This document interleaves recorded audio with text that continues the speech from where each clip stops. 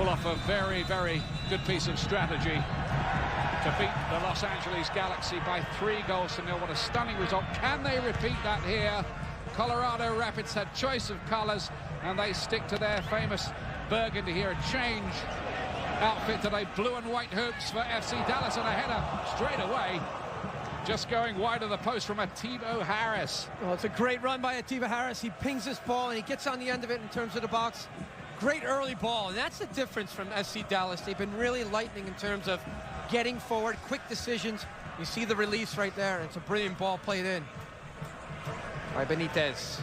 Not too far past the post, and a little bit of a wake-up call straight away. It's quite a clever header, that, by Ativo Harris. He's only scored 4 goals during the regular season. New role for him in the last couple of games.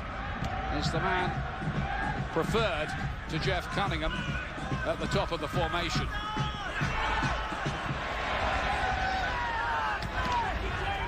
John, who had a fantastic game last week, trying to get that ball clear.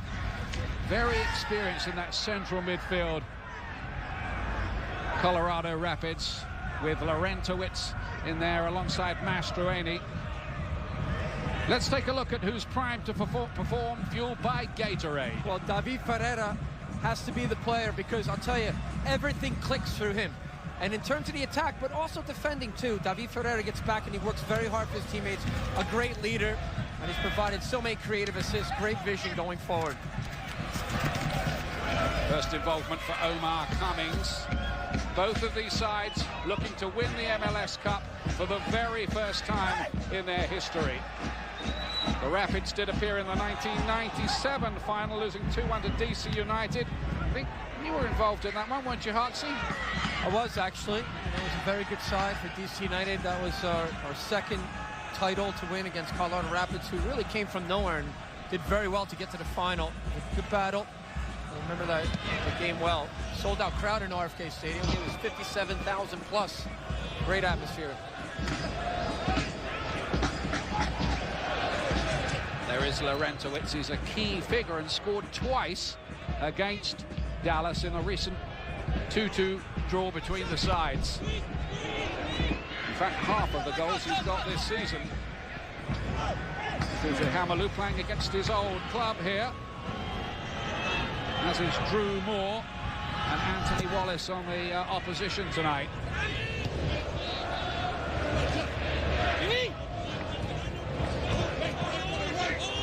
Dax McCarty, a key man, and Hernandez will just sit in front of that defence, providing the shield all night. The skipper looking for his first ever MLS Cup win. He's failed in the final 3 times.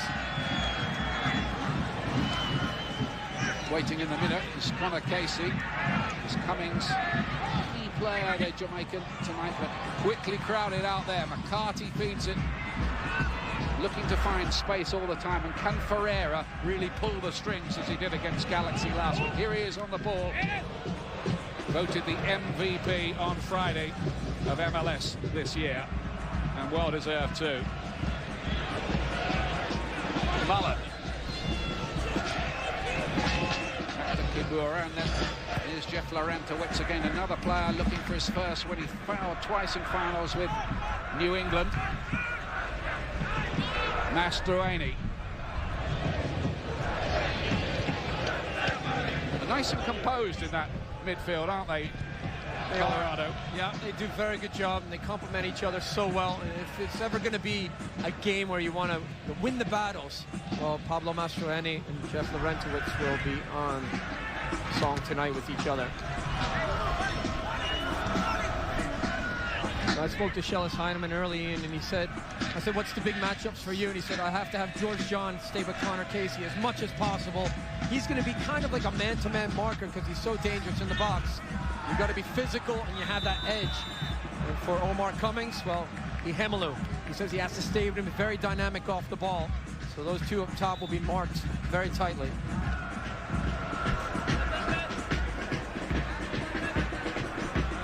Now Gary Smith spent his career in the lower divisions and non-league in England as a player and an assistant coach, really making his name and putting it in lights tonight here in Toronto.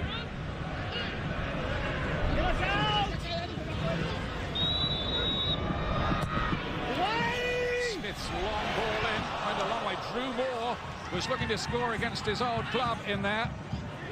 We'll see Kimura as well coming forward out of the back. He wasn't too far away from that. It was a good ball by Jamie Smith. There's a Scottish international. Good delivery, good pace.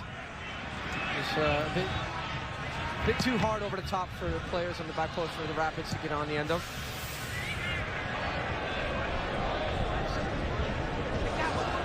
Would have been the story if Drew Moore had scored, wouldn't it, tonight, because he was telling us that he was taken first to see Dallas play when he was 12 years old by his father. It's still the team he supports, but obviously not tonight. No, and he was, traded for Hugo Hemelu.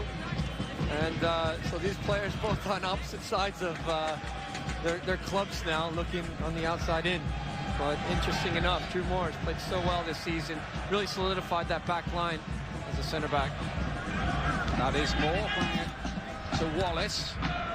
And then back to Smith, who's preferred tonight to Wells Thompson in that wide role on the left, the Scot. Getting over an injury to play was a bit of a doubt, but trained okay yesterday and no reaction, so he's in.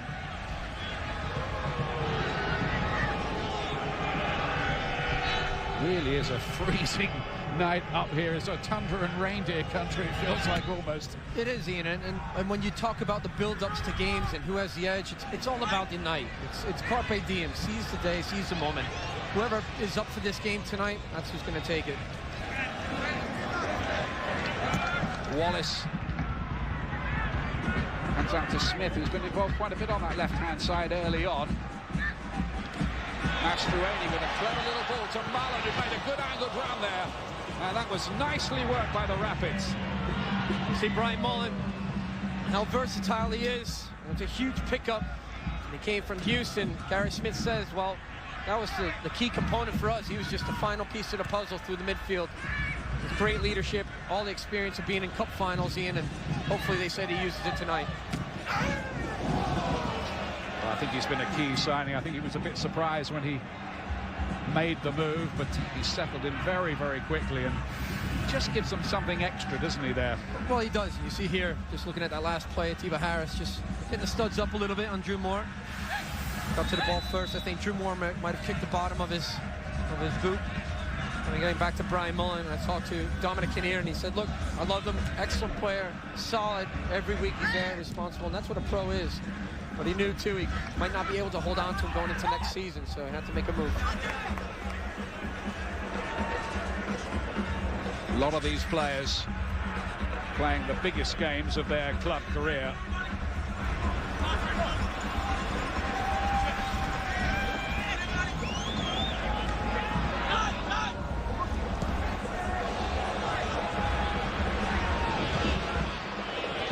Kimura, scorer of that slightly fortuitous goal, but he won't forget it, which helped the Colorado Rapids to get to the MLS Cup this year.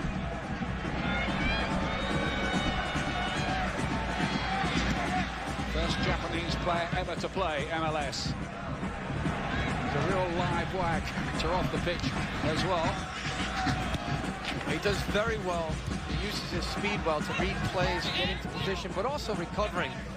Cover and balance, he does a great job.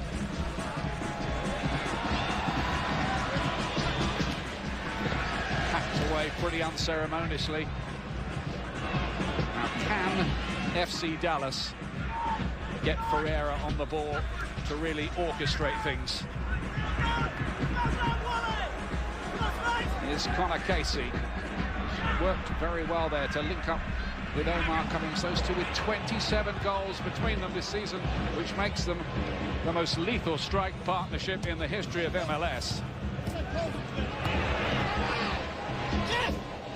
Mullen showing up well early on in his fifth final. He's won in all the other four, though he didn't get on the pitch for one of them with LA.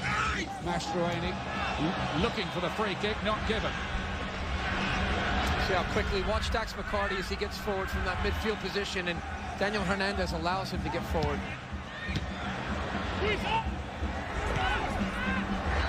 Jackson. On loan for Dino towards Breck Shea was on the far post, quite reach him. It's Harris who won it, was looking for a little knockdown in there. Well, he was, and that's the thing too, because Dax McCarty did come forward and then he dropped off. He wasn't sure that Steve Harris was going to win that ball, but I would put my chances on it. You see Jackson here with the throw-in. ESPN's coverage of MLS Cup 2010 is brought to you by Faster this Thanksgiving. If you're on his list, then you're already dead. Dwayne Johnson in Faster, in theaters Wednesday. And Continental Tire, innovating technology and driving confidence. Dax McCarty's effort was blocked on the way through. Good pressure from Dallas.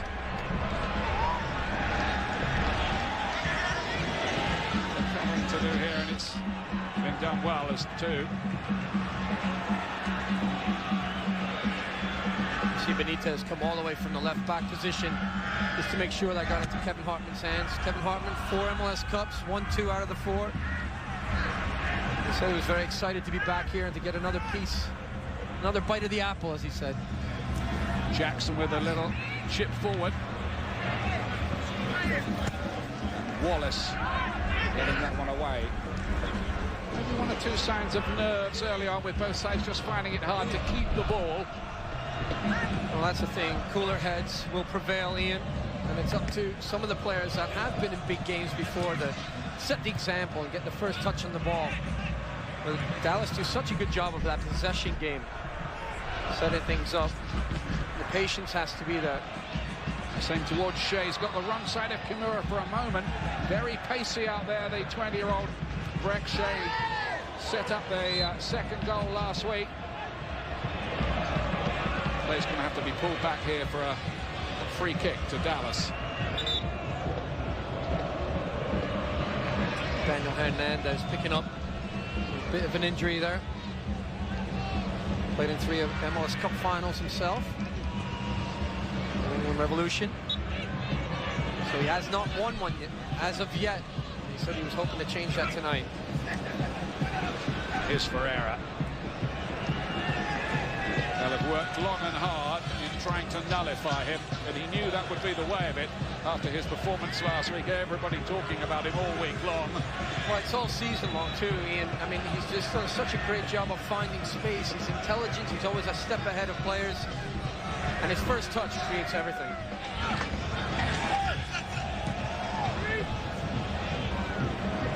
Casey trying to hold it up. It's important he does and bring others into play. Dallas defense this year, best record in their history, only 28 conceded all season. That's less than 1 goal per game. That's unbelievable. Both teams have improved defensively, and in terms of getting goals, well, how resilient do you need to be? You've only lost 4 games this year for FC Dallas. That's a great record. It's a phenomenal record, really, but there were 14 draws in there as well. No, but again, it just shows character, shows resilience, that they don't give up on plays, and they continue to get that, and they don't lose matches, so it's hard to beat. When you're a team that's hard to beat, a lot of it has to do with that man in goal, Kevin Hartman, right now. Well, that sets the tone right away. I think right now the Rapids are pretty hard to beat too, though, aren't they? Well, they are. They've surprised a few people, but the work rate, and especially when you see guys like this, Mastroeni coming forward from deep positions in midfield. Against the Columbus Crew, he was the difference in that first leg, getting the goal. Here's David Ferreira again. 8 goals and 13 assists for him this season. Only Landon Donovan created more goals. But Landon Donovan doesn't make the final, and David Ferreira does. Cummings is quick, but not quite that quick to latch onto that one. Laurentowicz with the important interception. And real tenacious stuff from him in the middle of the pitch there. Found Smith. Now here's Connor Casey. Well, that's a matchup that I talked about early on. Connor Casey just losing his footing there. It's a bit wet. There's a ball behind. But again, those two are going to be tight. George John did such a good job of shutting down and closing Edson Buttle. He didn't give him a lot of space. We know how lethal Edson Buttle has been all season long for LA. Wallace with some good play. Smith's got a bit of grass to work with here. It's well cut out by George John. Ferreira. Tiba Harris. One thing they'll have to watch, Colorado Rapids, is that they don't leave too much space in behind if they play too high a line for Harris to use his pace to run into. One of the many, many subplots in this final.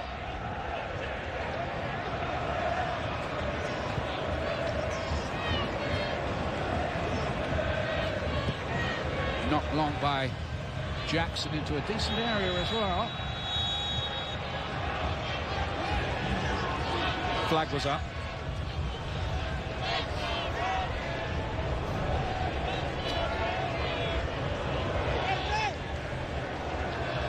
We do have Jeff Cunningham, the second top scorer in MLS all time. Your old mate waiting on the bench, and I bet he'll be waiting a bit impatiently too. He will. I know Jeff very well. Played with him at Columbus Crew, and he's a competitor. Loves to be out in the field. This season, he's the leading goal scorer for Dallas, and he's on the bench. So, a bit ironic, but at the same time, it's hard to change a lineup like that. You know, you just can't. A manager gets a feeling, and he says, you know what, I have to go with it. This is the team that got me there. He's contributed throughout the year, though. He'll be dangerous coming off the bench. Connor Casey definitely does get a start. Here he is on the ball now. That's to take on Jackson. Look at the covering. Good there by Chavez, who scored in that win against Los Angeles. The ball badly given away there. Cummings. Not the wisest idea to give the ball to him around the edge of the penalty area. Big work ethic, Colorado Rapids. Now, fast break might be on here. Ferreri couldn't find Shea, who was in acres of space on that far side. Had that ball found him, they would have really been in trouble, the Rapids. Well, it's a bit uncharacteristic of David Ferreira. Usually he can pick out players anywhere, but he's lucky Marvell Wynn. Well, he's unlucky, but Marvell Wynn's lucky he was there to break that one up. You're right. Shea was going forward quickly. Dax McCarty. Ferreira was looking to break onto the goalkeeper. Had come out there. If Ferreira had just managed to get there ahead of Drew Moore. Oh, excellent challenge by Drew Moore, and the timing is so important.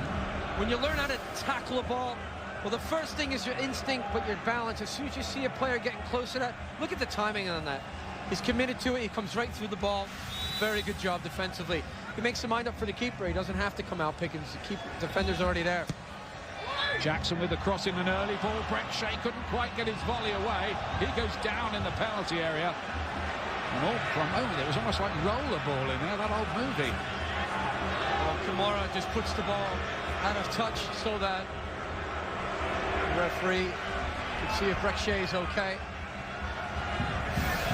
Well, again, it looks like he's about to block the clearance, and here's what it is. Ryan Mullins there. He kind of like just kicks the back of him.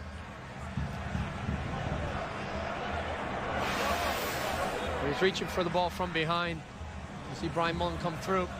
Toledo so far, the referee allowing play to go on. And I think Shellis Hyman saying that might have been a penalty. Well, I was going to say, I'm surprised there weren't more appeals there from Dallas for a spot kick. Mullen might have said it was inadvertent, but he didn't win the ball. Well, I've been in games, Ian, where, you know, when you complain right away, the initial reaction is you help manipulate the referee sometimes and make his mind up for him, but there was nothing from FC Dallas at all. The coach will be having a word about that. Being cynical. He'll definitely be having a word with the fourth official and bring it to his attention. As always, Brett Shea right there on his feet. And his first cap for the U.S. side against Colombia in Philadelphia. He went through a little bad spell during the season after being sent off and losing his place in the side, but he's been back recently. He's given away quite badly there by Colorado Rapids. Kimura doesn't cut it out on that side, and Benitez can get across him, but couldn't really pull it back enough. Well, you saw the conditions, a little bit of a play on the ball there, because Kimura looked like he had it covered to pick it off, but it skipped off this wet surface. The grass, remember last year at BMO Field, it was all turf, so grass this year, they soaked it before, so the ball's going to skip, especially in this cold weather, Ian. You've got to get your first touch, be prepared right away. I think it's the easiest surface for the players, from what the two coaches were saying after training here. Yes, they was a bit surprised they trained on it 2 days running ahead of the game. First touch from David Ferreira. He's going to be marked tightly tonight. There you see being closed down early from Wallace and also Laurentowicz. Hernandez doing well, very experienced figure and a key figure, the skipper for FC Dallas. It really is a tale of the unexpected, this final. These two sides were not the two clubs fancied to be in this final. All the talk was about a possible LA Galaxy, New York Red Bulls final, but there's no Landon Donovan, there's no David Beckham, there's no Thierry Henry. But these clubs have deserved it, the way they've played in the playoffs. Well, they have, and they've come out, they've played as a team. So the ball a little bit too hard, the weight of the pass is going to be so important, as it is always in every match. But as you said, Ian, it's talk about the DP, the designated player, trying to bring more talent into this league, which is important, and you definitely need that. But these two sides doing it as units, as teams, and the individual players really shining throughout the season for each of them.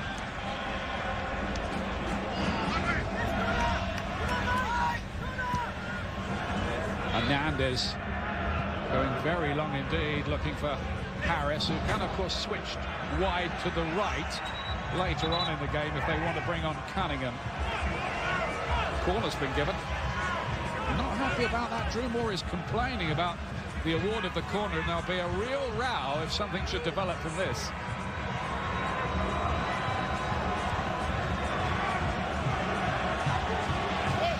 There's a bit of deception. David Ferreira, when he plays the ball in, you see the timing of runs is so important in making sure somebody attacks it. Offside flag goes up. You see that? That wasn't in this group, was it? No, it wasn't at all, but Drew Moore, he orchestrated that as a defender. You see David Ferreira in an offside position. But again, when the ball gets played back to you, you know this. From youth soccer, you learn this right away, but you see the step early. You see him, he doesn't come quickly off the corner, does he, Ian? Once you play that ball in, if you want it back, step onto the field right away and go and receive the ball. And he should be receiving it with his left and sticking it in the box. He's still complaining about it to the... Yeah. Well, all players, hey, when you're a player, you're never offside, right? You always complain to the assistant ref. Hoping you'll get the next decision, of course. Right. Yeah. I think we've all learnt the psychology by now. Well, you talked earlier, Ian, about the strategy. Mastroeni might get yellow card for that. He wasn't 10 yards away and blocked it. That's what Dax McCarty's complaining about right now. Well, I hate to see that. Players should not be arguing for other players to get yellow cards. I hate to see that. Well, he said, you remember before, too, when referees, they made the statement that if you try to ask for a yellow, I'm going to book you right away. It's wrong. You're right. Because it's disrespectful to the game, disrespectful to the opponents. But at the same time, Mastroeni, he could have prevented a quick free kick being played there too, Ian. You got to think about that. Which is not to say it shouldn't have been a yellow card. It just didn't need McCarty to tell us it, really. Here's Cummings. Kimura to his outside, those two big mates. It's Mullen, nicely worked. Mastroeni just slipping at the vital moment there. Is that a sign that the surface is a little difficult, or did he just lose his balance? Monday, November the 29th, don't miss Barcelona taking on Real Madrid, two of the best clubs in the world, live on ESPN Deportes or online on ESPN3.com at 2:55 Eastern. That's Monday the 29th. Messi and Cristiano Ronaldo scoring hat-tricks this weekend. Unbelievable. The goals are flying in La Liga. And we saw Messi score for Argentina against Brazil last week. Well, you want the entertainers to be on display, Ian. And in that game, they will be. What was it, Barcelona won? 8-0 away from home. I think it was. Yeah. Well, the fans here tonight, you can see him for the Rapids and FC Dallas, and also representation from Toronto FC. We're all hoping that they can be entertained. Is Wallace playing only his 11th game for Colorado Rapids tonight. Smith cut it back quite well.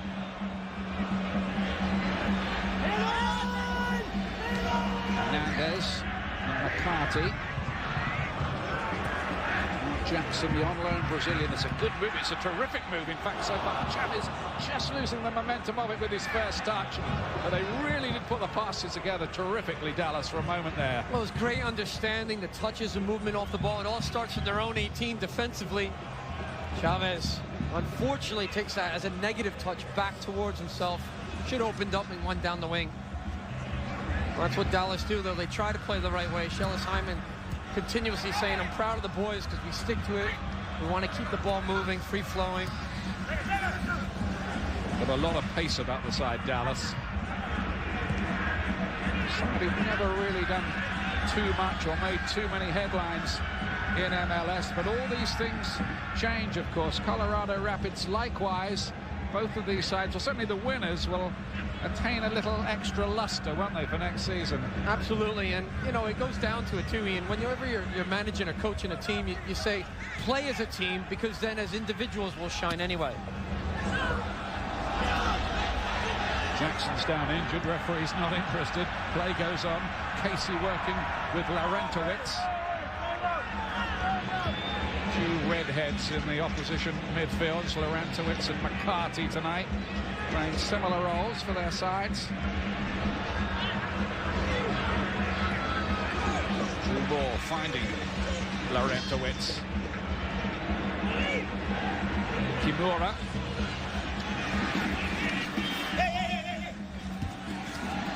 Kimura, who spent 10 hours a day learning English so he could get a place in a college in this part of the world. Now then, Casey going down in the box there.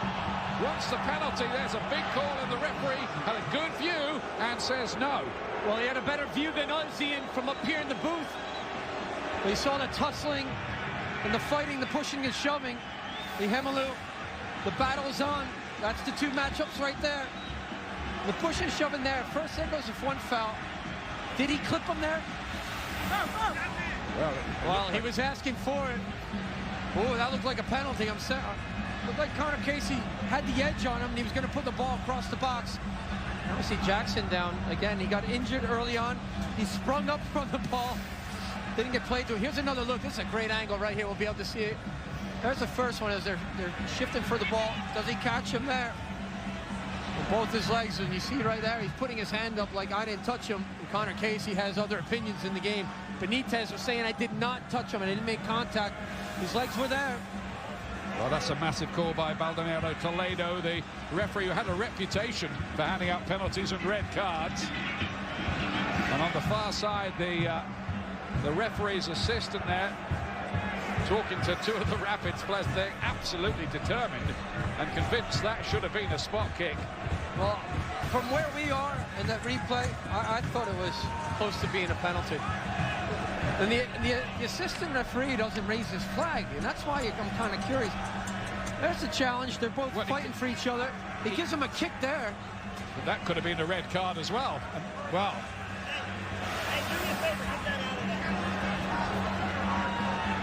Well, anyway, this is the key part of the game right now. When there's a little bit of a pause, players lose focus, and then there's a set piece, and all of a sudden you find yourself 1-0 down. So you've got to be focused if you're Dallas and you're defending in your end. Colorado might be able to take advantage of it. Well, they might have got away with one there, Dallas. Looking at all those pictures again, that is a massive talking point in the game. And how important might it prove to be?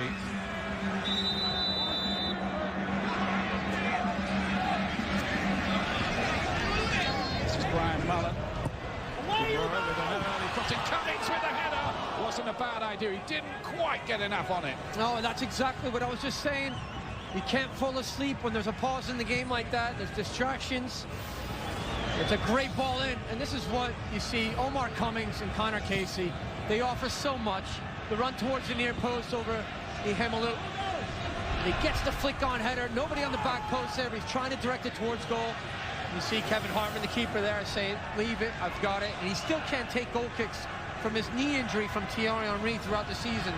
Hernandez has to come back and take him, and this changes things. If he doesn't get up quickly, Ian, sometimes you keep players onside when it's headed right back at you. Looked on towards Harris. There's no doubt about it. That call over the penalty is the big talking point of this first half so far. And this referee, remember, is the man who awarded the most penalties and red cards in Major League Soccer between 2007 and 2009. Not quite so many this season. Did he shirk from the big decision there? Quite possibly.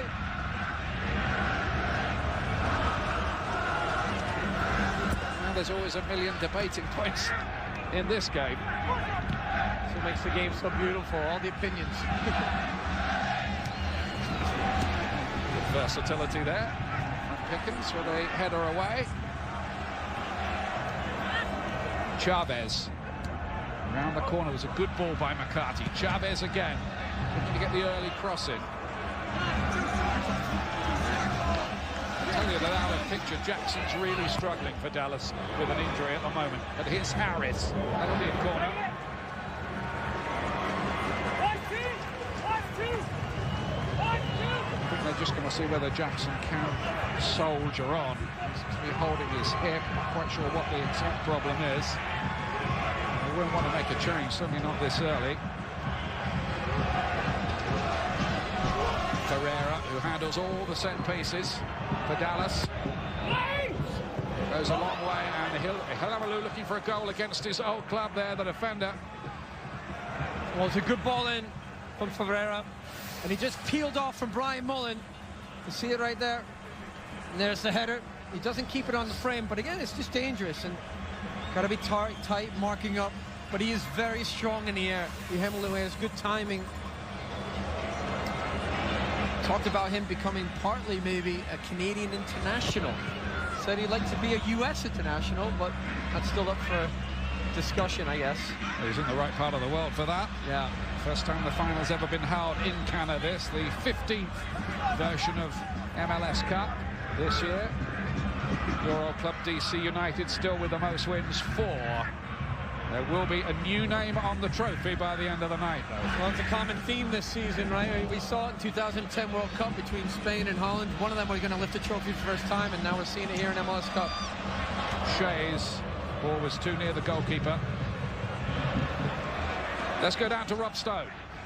Well, guys, they are going to pull Jackson out. His left hip noticeably bothering him, so the coaching staff of FC Dallas bringing in Zach Lloyd right now and talking to the coaching staff right now. Says, is that a straight switch? Lloyd goes right to fullback. They said, that's why we drafted him. 2 other quick bullet points, guys. The wind actually seems like it's calming down right now, and on the Colorado side, most of their attention from the bench has been to their forward, Omar Cummings, trying to get more runs out of him, John. Looking for kind of those looping runs, go inside to out and outside to in. Well, that's the thing, Rob, when you see the movement of Omar Cummings and the space that he can go into. Sometimes he comes down the left, too, and with Jackson coming up and struggling. Zach Lloyd coming in.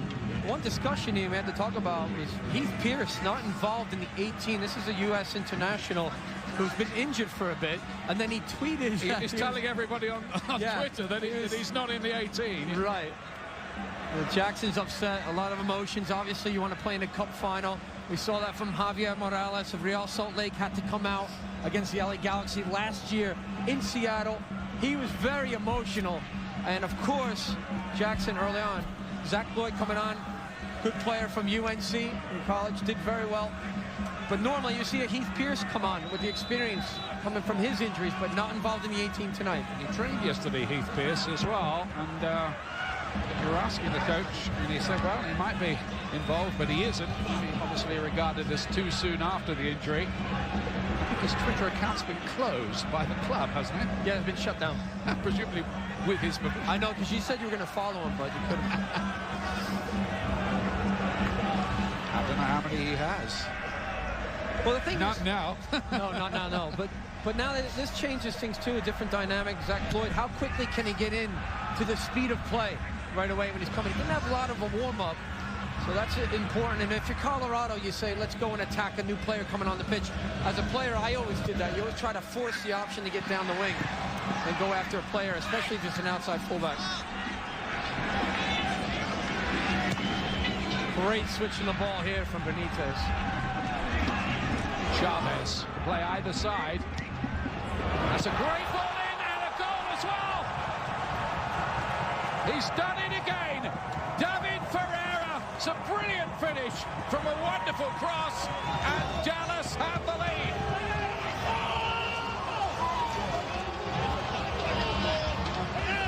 Well, one way to get at a team who is very compact and good shape and discipline is to switch the point of attack. And it all starts with Benitez. Excellent vision, brilliant ball. The first touch is better here. And what a great service. Did you see that come in from Chavez? Where's the marking in the box? So David Ferreira, the MVP of the league, should not be that wide open. He makes a direct run straight to goal, in between the two center backs, totally unmarked. Matt Pickens, well, can he get to there? You don't know, but the ball is dangerous. It's in between. What a great finish. Calm, cool as you like. David Ferreira, that's why he's MVP. Just terrific from the Colombian. Sheila Steinman first saw him playing on a field in Brazil and made a mental note. That was when he was a college coach. When he became an MLS coach, I'm having that player. He remembered him, he gave him the call, and it's a call he's not regretting. Well, he's very lucky that he was still available to get, because he is a good player. Terrific goal. He got all the big build-up, and he's delivered. Well, he delivered against LA Galaxy last week, too. He scored the first goal against the run of play. Well, you see him doing it tonight against the Colorado Rapids. Cummings, good trickery from him. Fine effort as well. That was nearly an instant riposte from Colorado Rapids. And this is how dynamic he is as a player. Omar Cummings, the physical strength that he has, but the good touches on the ball. And I'll tell you, he loves to create, and he moves out wide to that right-hand side. He's so comfortable turning on players in and out, and he gets a great shot off. I'll tell you something, though, John. How big does the non-award of that penalty look now? Well, it looks huge, and it'll be a talking point, surely, before they go in at halftime, Ian. Again, Kevin Hartman with that still slightly suspect right knee after the clash with Thierry Henry. He won't be taking the goal. It's probably sensible. Still worth having him in there with the form he's been in. All those key saves early on against Galaxy last week. Mastroeni. Cummings. Got a lot of character about them, Colorado Rapids. Don't write them out of this because they've gone behind. Kimura. Back in, Mastroeni heads it on. Smith with the header. It wouldn't quite fall for Connor Casey, who was in space. Well, you're right. You're right about the character. They never say die attitude, because in the second leg against Columbus up 2-0, and they came back. They made it 2-1. They went into extra time, won in penalties. They don't give up at all. They're a hard-working side. They've really improved in terms of quality with this team.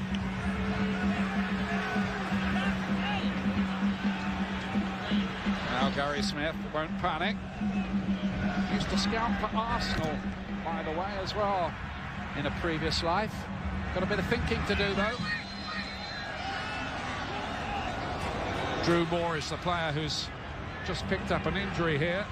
And I can tell you that Saturday, the United States women's national team plays the second game of its 2011 Women's World Cup qualifying series against Italy. United States a goal up from the first leg in Padova. Alex Morgan scoring in stoppage time. The second leg, Chicago, 2 o'clock Eastern. And you can see that game online at ESPN3.com.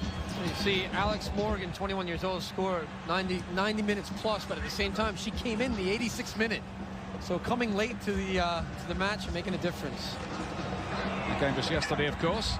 Now then, here's the Rapids again. And those, well, now traditional burgundy-coloured shirts. They're still hoping. Sure, it's not claret. Claret. Well, they're hoping it's a vintage, aren't they, this year, this burgundy, I think. Marlon.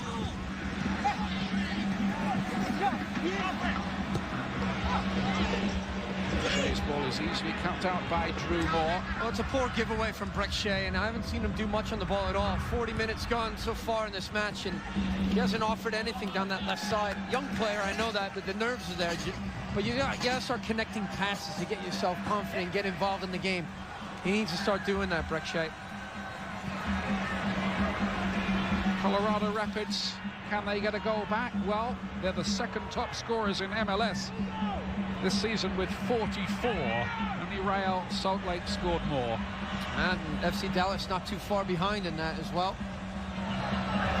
You know what, the whole goal kick thing, Ian, I think it's going to come more into question towards the end of the game. If FC Dallas is winning and they're maybe slow in terms of getting Hernandez there, there's going to be some complaints about wasting time. This Cummings, again, he's looked quite lively at times, as he often does, of course. It looks very sharp to make an international. And there's been so many different rumors and talks of him possibly leaving Major League Soccer, being somewhere else. I know Colorado would love to keep him and hang on to him. So would the league. But he's got that key thing about him, isn't he? Pace, which frightens defenders. So I think there'd be a few clubs who'd be interested in him, and not only in the United States. Well, he says I won the ball there, Wallace, but he also took the man too, which is why the free kick's been given. See Benitez who's coming to that ball first and trying to use his body to shield it. Anthony Wallace coming in, reckless challenge from behind. There's a yellow card, first one of the match.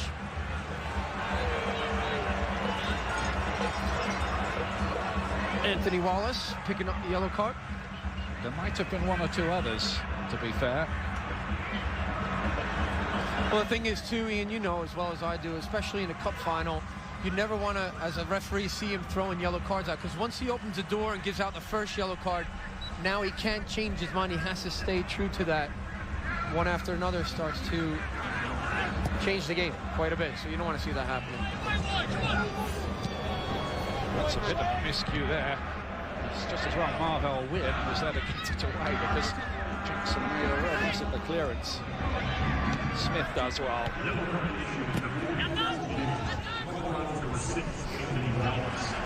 You see Daniel Hernandez, how closely he is sitting in front of that back line. When balls break up, he's just picking up the loose ball, the second one.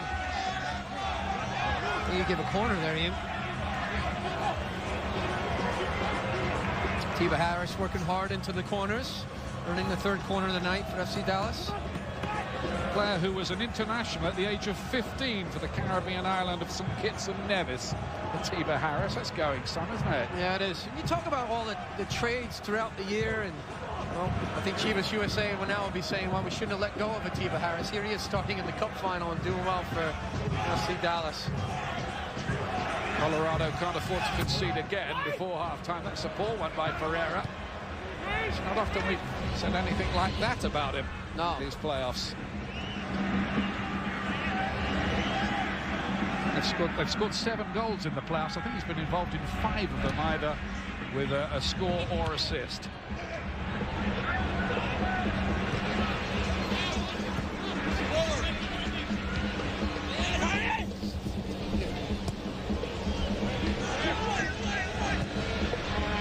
Wynn feeding it wide to Wallace. Colorado, by the way, do not have a win in their last 50 regular season games when they are trailing at half-time. So they'll hope that particular statistic comes to an end tonight if they don't manage to grab a goal in the next couple of minutes. Well, that's a statement for me, and that's all about confidence. And if you're down a goal, it doesn't matter. There's so much time in the match to get back into it, but if you... Well, that's a huge statement right there.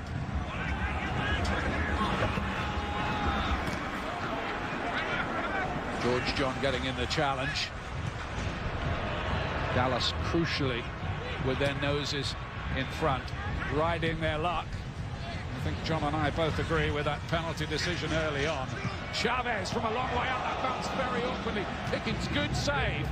That wasn't easy because it really kicked up off the grass. Now you see Marvel Wynn with a good rebound. He's just followed up as a defender, which he should do, but again, great strike. A little bit of a surprise element. Another foul right here. When he picks the ball up and he cuts just in front of Pablo Mascherani, does very well to release it. A great strike, and it's skipping off the wet surface, the grass, and Pickens gets behind it well. Sort of lively game, Chavez, and certainly set up the goal. There he is with the header right on cue. Pereira chasing it. Well, they worked hard on keeping him quiet, but they haven't kept him quiet. That's the bottom line here. Wallace needs an early ball. He's overhit it by a long way. Coming up at half-time, we'll head pitch side with Max Britos, Alexi Lalas and Steve McManaman. Can't wait to hear what they think about the penalty decision in particular. And we'll break down the first half, and we'll have a special interview. And don't miss this with MLS Commissioner Don Garber with some important breakthrough news. That's all coming up at half-time.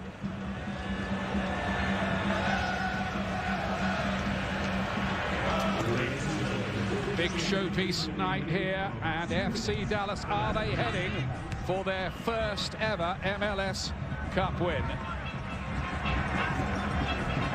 A lot of work still to do, John.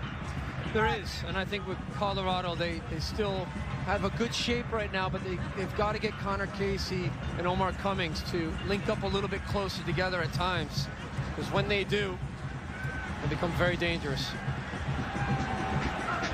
McCarty looked like it went out of play, and it did.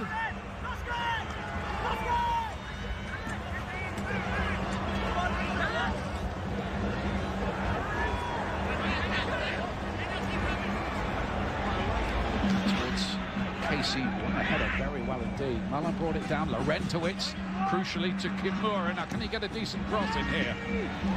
In goes Connor Casey. George John. There's a big collision there. Looked like a clash of heads between those two. And both of those are going to need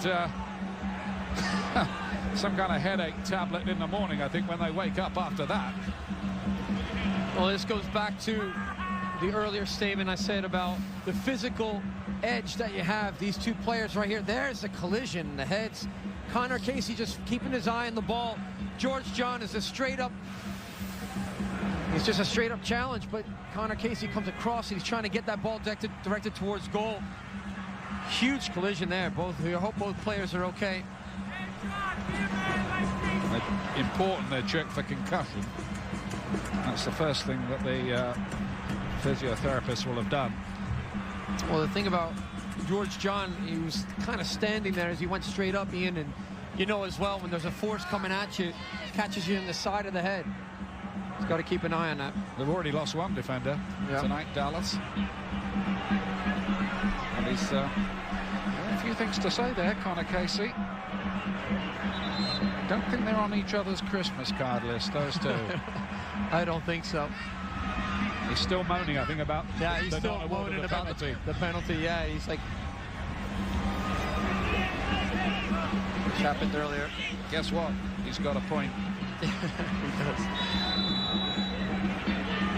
So there'll be more than 2 minutes of added time at the end of this half, which was what we were told because of that injury.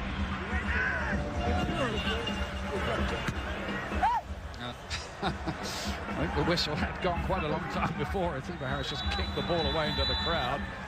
And nothing more is added there. Not just in terms of the effort, but tactically as well. Just a reminder that Colorado Rapids, wearing their burgundy or maroon or whatever you like, coloured shirts. And straight away, Jamie Smith going down there in a collision. That looked a bit nasty, didn't it? He and Daniel Hernandez locking in, getting challenged. 50-50 challenge right there. And Jamie Smith getting the nod tonight with the experience over Wells Thompson, who's carrying an injury. And here it is again. Just picking up that second ball. You see Jamie Smith gets to the ball first. Hernandez comes through it. Toledo again not on the spot. That looked like a foul. That was a dangerous play. Let's get an update from Rob Stone. Well, guys, you see Daniel Hernandez now just getting brought up to the field. He has that wrap on his right knee. It is a bad right knee, guys. Here's how bad it is. After his last 4 games, he's had to have fluid drained from it. Twice this week, he's had fluid drained from it. He had 40 cc's of fluid drained today from that right knee, and the coaching staff telling me in the pregame, guys, he is lined up for surgery on that right knee at some point when this game is over. So Hernandez being a trooper with that right knee. It's a wonder he's out there at all. Terrific stuff there from Rob. Inside information from the camp. Hernandez was never going to miss the match. I think he would have had to break both legs not to play. I agree, Ian. And when you've been there 3 times and you hadn't won it, you know, for the Revolution, you've been there 3 times. He definitely wanted to be on the pitch. See Jamie Smith having to come off as well.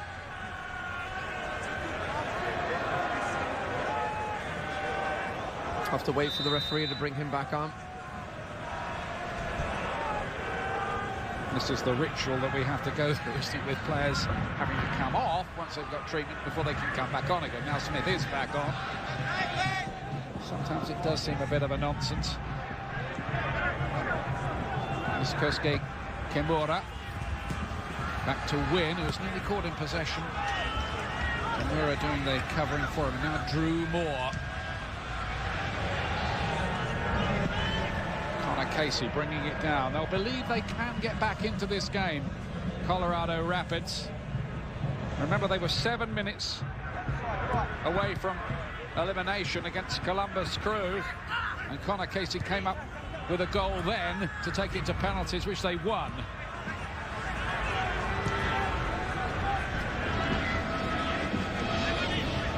It's Anthony Wallace. How did Dallas play this now? Do they try to sit on this and play on the counter? That can be a dangerous game. Or do they look for a second goal that might kill it once and for all? Well, I think for them, they know that the Rapids have to come out here in the second half and kind of not chase the game, but they have to do something different to get back involved. FC Dallas could react to that, but they have to be making sure that their outside backs are tucked in just a little bit, because they're trying to get early service into Connor Casey and Cummings up top. There you see Ihemalu in your picture right there, the center back who was supposed to be marking up with Cummings all night long, according to Shellis Hyman, the head coach. He did win, didn't he, with Los Angeles back in 2005, Ihemalu. Might be something of a lucky charm in this competition. He hopes so.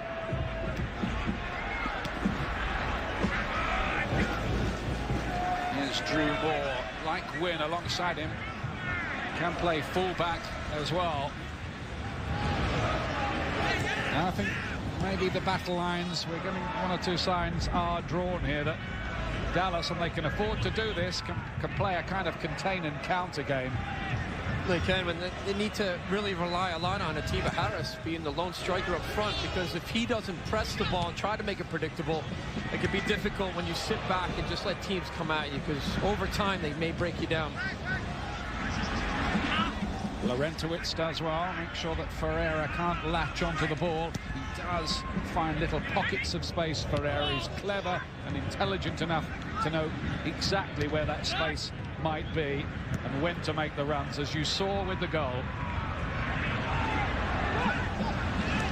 Mastroeni is playing in his 27th playoff game, but the first time he's ever got to the final, the popular midfield player for Colorado Rapids.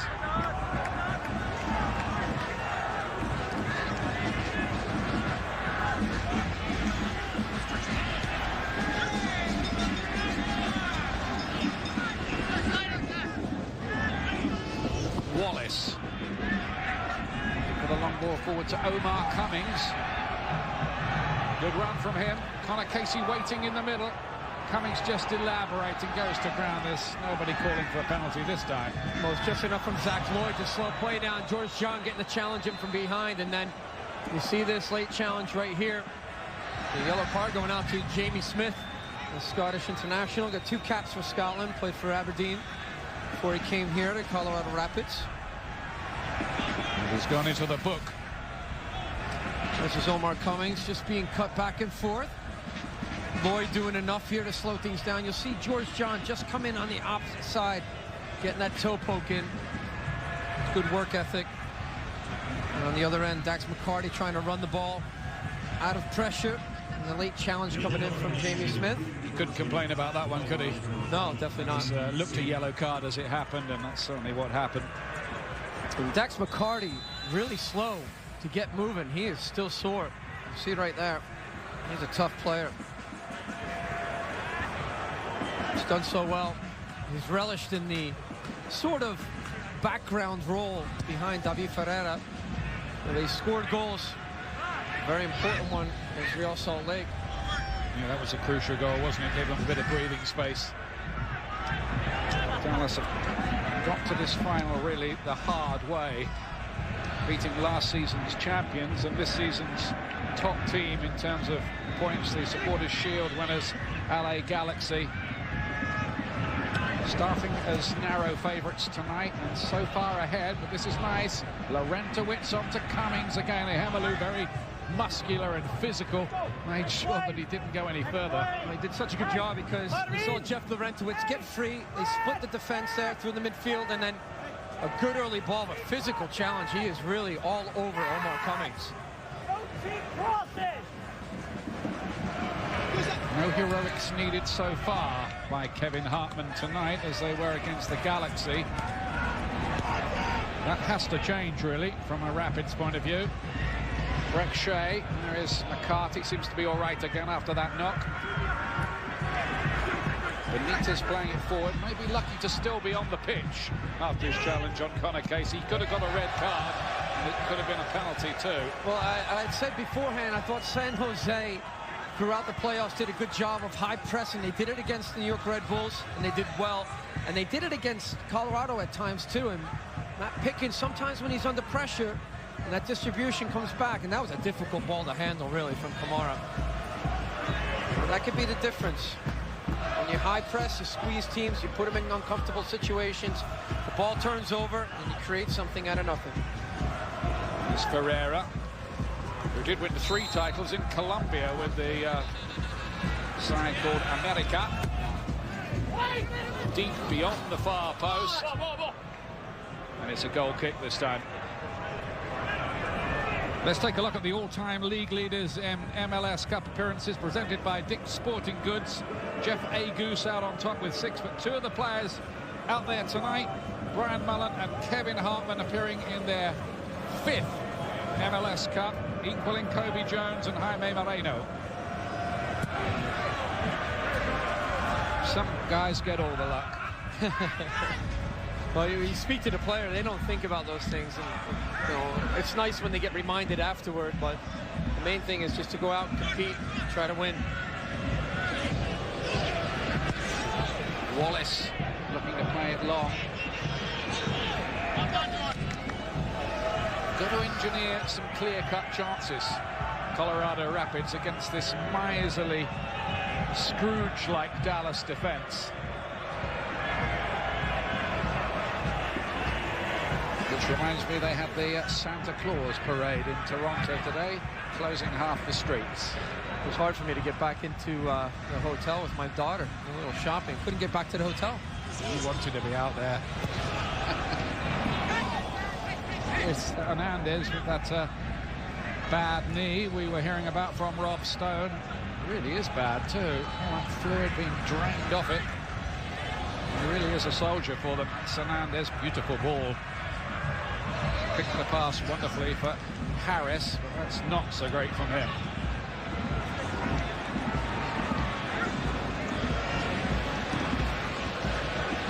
They are a bit of a mean machine this season, aren't they, FC Dallas? They are, Ian. A lot of it is, you know, they've improved the defending. They've picked up Kevin Hartman in terms of the goalkeeping. He's done excellent. That's solid as a rock. But also, I think, one of the things you just mentioned, too, you know, even Daniel Hernandez, when he distributes that ball very well, right or left foot, it's easy for him. Dax McCarty, good pass to the ball. David Ferreira, that triangle in the midfield has been very dangerous to mark up against throughout this year. Kimura's got some defending to do here. Lively Chavez, back to Benitez, then McCarty. Benitez's ball wasn't the best, in all honesty. Mullen helping it forward. John with the defending. Casey. Now then, Cummins has got some pace. Difficult bounce. Zach Lloyd got it away. Not very far. Jamie Smith. Terrific stuff from him. Casey's in the middle here. Can he finish it off? You bet he can. Connor Casey. 1-1.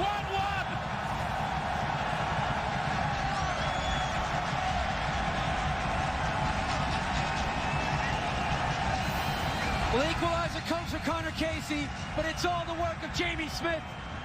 And he pays off his manager for playing him tonight in the final. It's an excellent ball. He gets around Zach Lloyd. Very dangerous. Here you see it. Nobody has the ball. Connor Casey first to react. He sees it on the ground, just sticks it in the net. Well, there it is. Goal scorer's goal, wasn't it? It was, and it's an instinct of Connor Casey. He keeps his eye on the prize. But it's a good ball in from Jamie Smith. His first touch, the speed, though. How much he accelerates to get around Zach Lloyd on the outside. And it's an early ball in. Connor Casey's scoring again. And they're celebrating that one in the Rocky Mountains. Connor Casey, who grew up in Denver, the man who scored 7 minutes from time to rescue the Rapids against Columbus Crew. He's now got 2 goals in the playoffs to add to the 13 he got in the regular season. And is that a bit of poetic justice after the penalty he didn't get in the first half? Well, he was going to continue to go after it, and that's what makes him, he's hungry, he's competitive. And look at that in terms of scoring a tied game or giving Colorado the lead. 35. Talk about impact goals. Those are impact goals. That's a striker making a difference for your team. And the fact that he's come back here to BMO Field after playing for Toronto FC, starting his, well, in the Major League Soccer career, he only had 2 games from though, Ian. Yeah. So that's what, you know, he's back here a bit comfortable, but at the same time, well, he knows the field. He wants to score, and he did. He's got a storied career, spell in Germany, started late in MLS, as you say, Toronto here. One of many trades by Mo Johnston in these parts. Yeah, and many injuries as well. He's carried many injuries, and sometimes it's got start and stop. But I'll tell you, that ball played across from Smith made it difficult to defend. And when Kevin Hartman came out for it, we'll see him come out for this here. Wow. Different game now. If Dallas's plan was to sit back and look for things on the break, they'd better think again. Colorado Rapids showing their character once again. That's rattled FC Dallas, who thought they were in the box seat. But these cups and winning them don't usually come that easy. Here's Harris trying to hold it up and engineer something for Dallas. They've got to go up, try to win this game all over again now.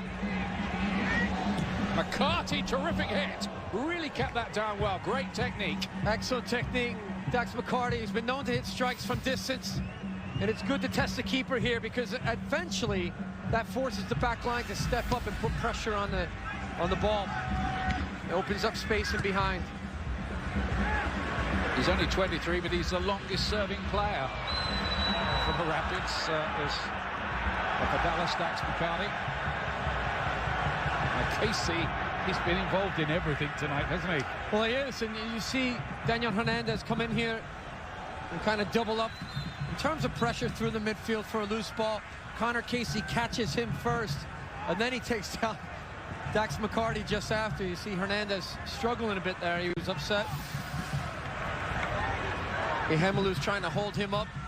Here's the recovery right here. He gets a little bit of a challenge on it. There's the first challenge. Dax McCarty coming in. There's the second challenge. Surprised he didn't get a booking for either one of those.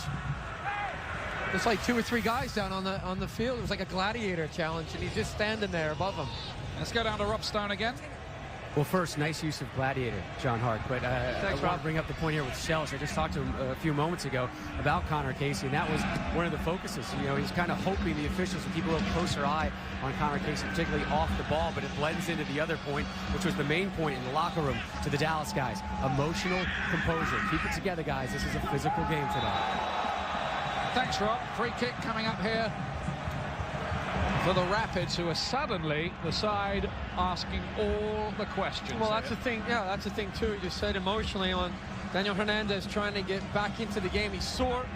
You see him right there at number 2, and he went physically there. Came late challenge, and that's what leads to free kicks. You got to have your discipline, especially when you're in a cup final like this. You cannot afford to give away silly free kicks, which make the difference in the game.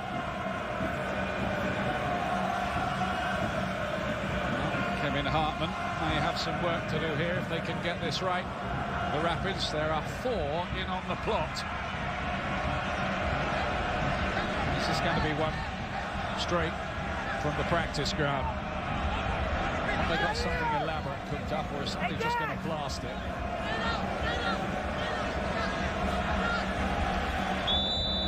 Real brains trust going on.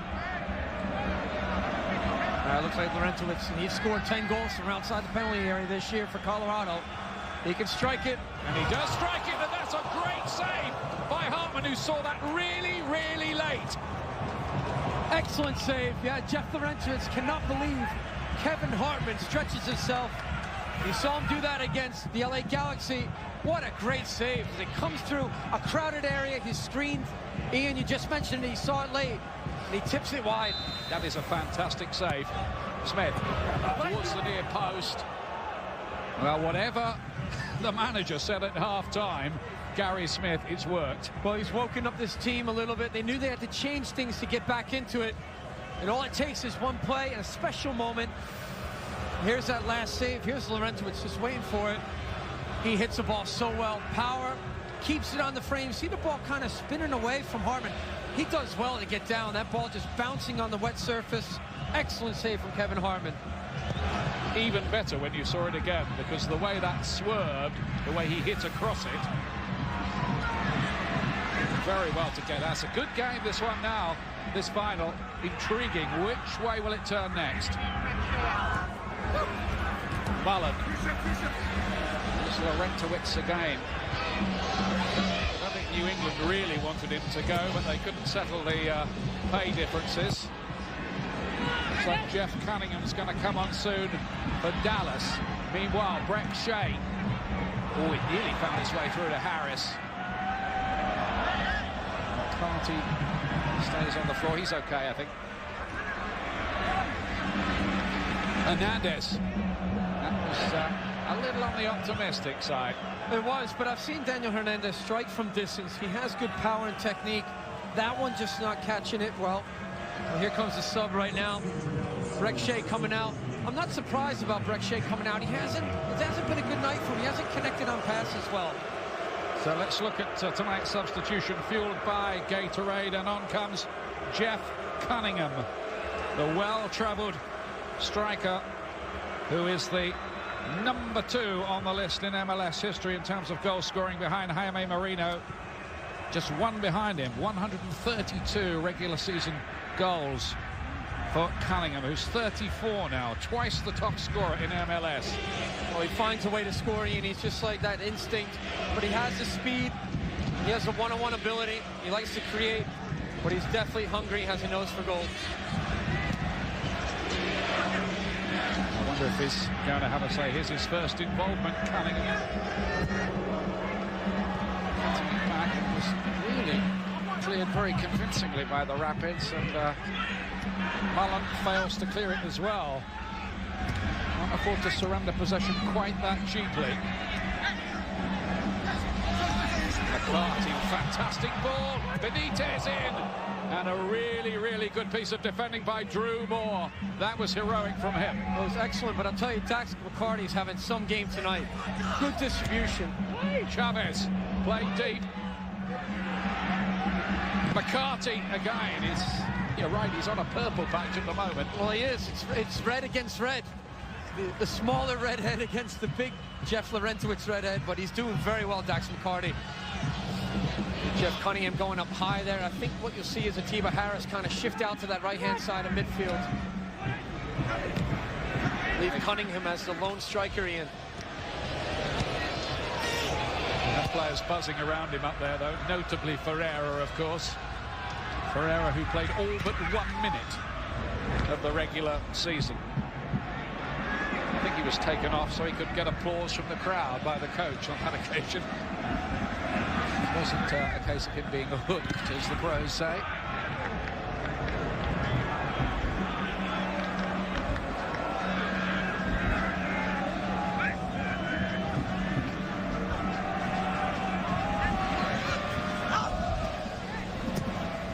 Well, these two sides were among the top 4 scorers in MLS, and you thought there might be a goal or two tonight, and we've had a couple already. There might be more.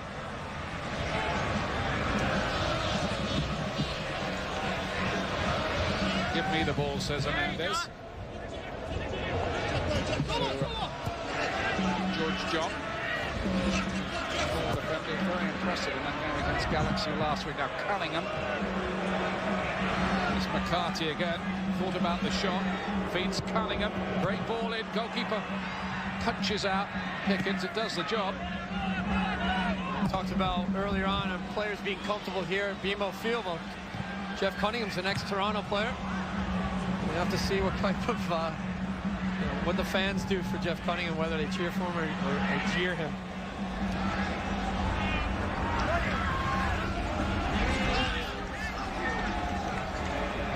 Cunningham, who had a season at Colorado, he was also here at Toronto as well. He's one of those players who seems to be playing against his old club every week. He's traveled so much. Enigmatic striker, I think, is what the journalists like to call him. They find creative ways, don't they, to explain constant moving. More clubs than Jack Nicklaus, they say, right? It's quite a lot of clubs. As long as you're scoring, though, you're always going to find a way to get into someone's team. You're threatening the goal.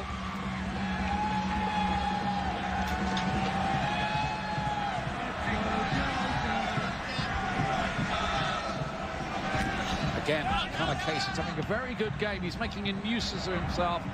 He's like one of those old British bulldog centre forwards, isn't he? Connor Casey reminds me of a few players from the past almost. He puts himself about, as they say. This Ferreira getting on the ball. Can he work his magic again for Dallas? One of those situations where maybe the next goal is the winner. 22 minutes left. ESPN's coverage of MLS Cup 2010 is brought to you by Continental Tire. Innovative technology driving confidence.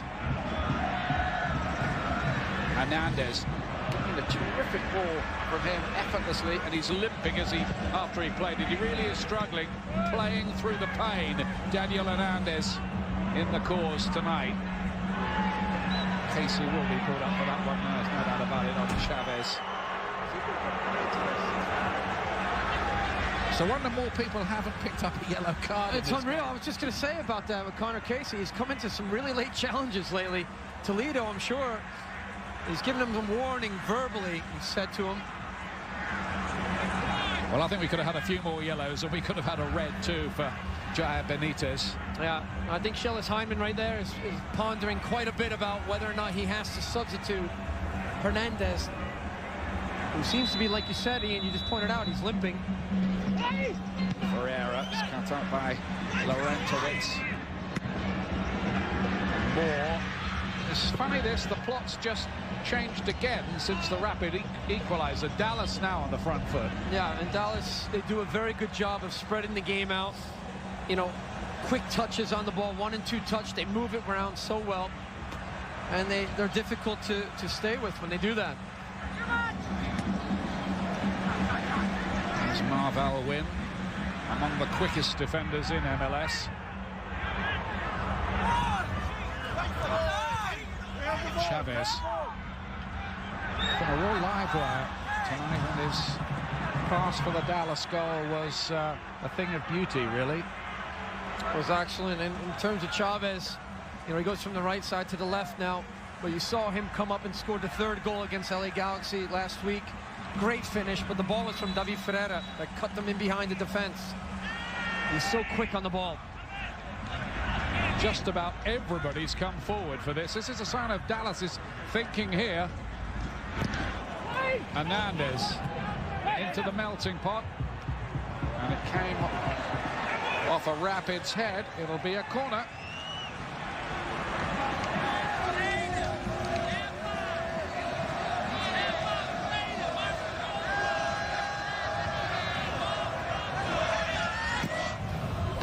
Here is that corner kick.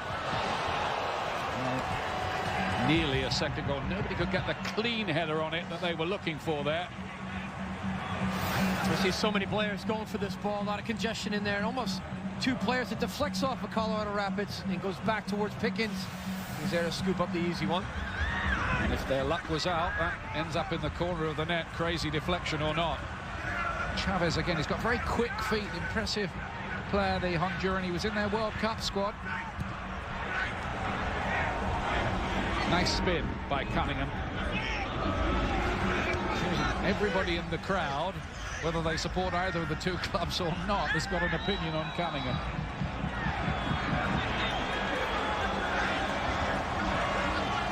Frustrated there, Mastroeni.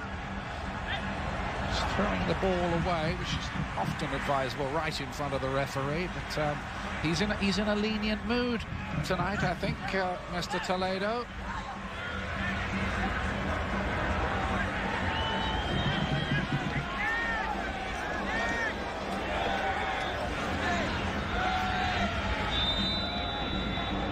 It's another Daniel Hernandez special coming up. It's a long way. It's bouncing around dangerously. It was an appeal for a penalty there by one of the players. Oh, and blocked there on the way through. Chavez couldn't quite latch onto it. It's an excellent strike from David Ferreira from outside the 18. And you saw the block from Jeff Laurentowicz as he was just coming out of his goal area. Well, they're just hoisting a lot of long balls into that penalty area. Dallas. Colorado Rapids just having to live on their nerves a little back there during this spell of the game. Kimura. Well, he saw a dangerous play come in there from Pablo Mastroeni. The referee continued play on for the advantage, but it's getting choppy out there now, Ian. Key phase of the game. It's Mullen playing in his 5th final. He hasn't lost one yet, and he doesn't intend to lose one tonight as well. Well, here is a first clearance right there, and they're wondering, there's the shout for the handball, and Brian Mullen. Ball comes and bounces up, and it plays against him. Here's the strike from the top of the box, laid back from George John. There it is, and it just comes off of Laurentowicz. David Ferreira, he was asking for a handball too from Laurentowicz. Couldn't tell, but that was a good sequence from SC Dallas, and the pressure's picking up. A reminder, it has to be intentional handball. That's what's in italics in Law 12.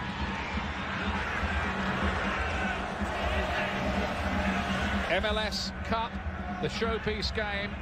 Colorado Rapids have come back from a goal down at half-time and a level here against FC Dallas. Remember, 90 minutes. If it stays level, we go to 30 minutes of overtime, and if necessary, a penalty shootout.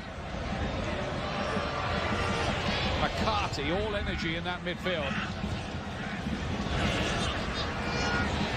I think they're going to have to drag Hernandez off, kicking and screaming. You're absolutely right, Ian. There's no way. I was just thinking the same thing. He's not coming off, and I'm sure even if Shellis Hyman and his staff think, hey, are you okay to continue, he's going to wave them off until he'd be maybe carrying one leg.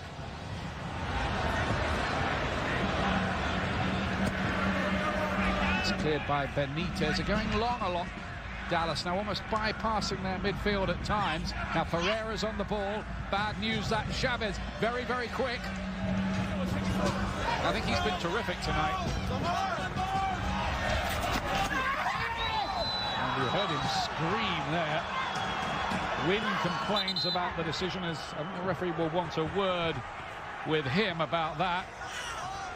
Well, Marvin Chavez is holding the ball and shielding it so well.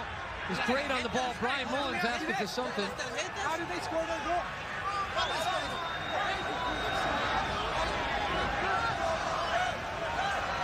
Well, the last thing I heard from Brian Mullen said, how did they score their goal? That's what he said. He's going back to things that happened throughout the evening. Players always do. This sets up a very important, as you said, this time in the game is important deciders. This could be one right here, Ian. Herrera looking for a wicked delivery. The goalkeeper has to do his stuff. Pickens with the one-handed punch. Back in by McCarty. Blocked on the way through. They've had to get some bodies in the way of things.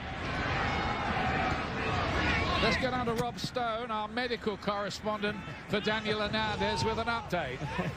Thanks, Ian. You guys were spot on a few minutes ago about the assessment of Daniel Hernandez. I talked to Shellis Hyman. I said, you know, how is Daniel's status right now? And he gave me one of those grimacing looks and kind of frowned. I said, are you going to sub him, or does he have to tell you? And he said, I am not going to sub him out. Daniel must come to us to tell him he's done. Thanks, Rob. It's as we thought, I think, huh? George John certainly been a full-blooded confrontation, this final. Wasn't the final people were expecting, but it's been a decent spectacle, all right.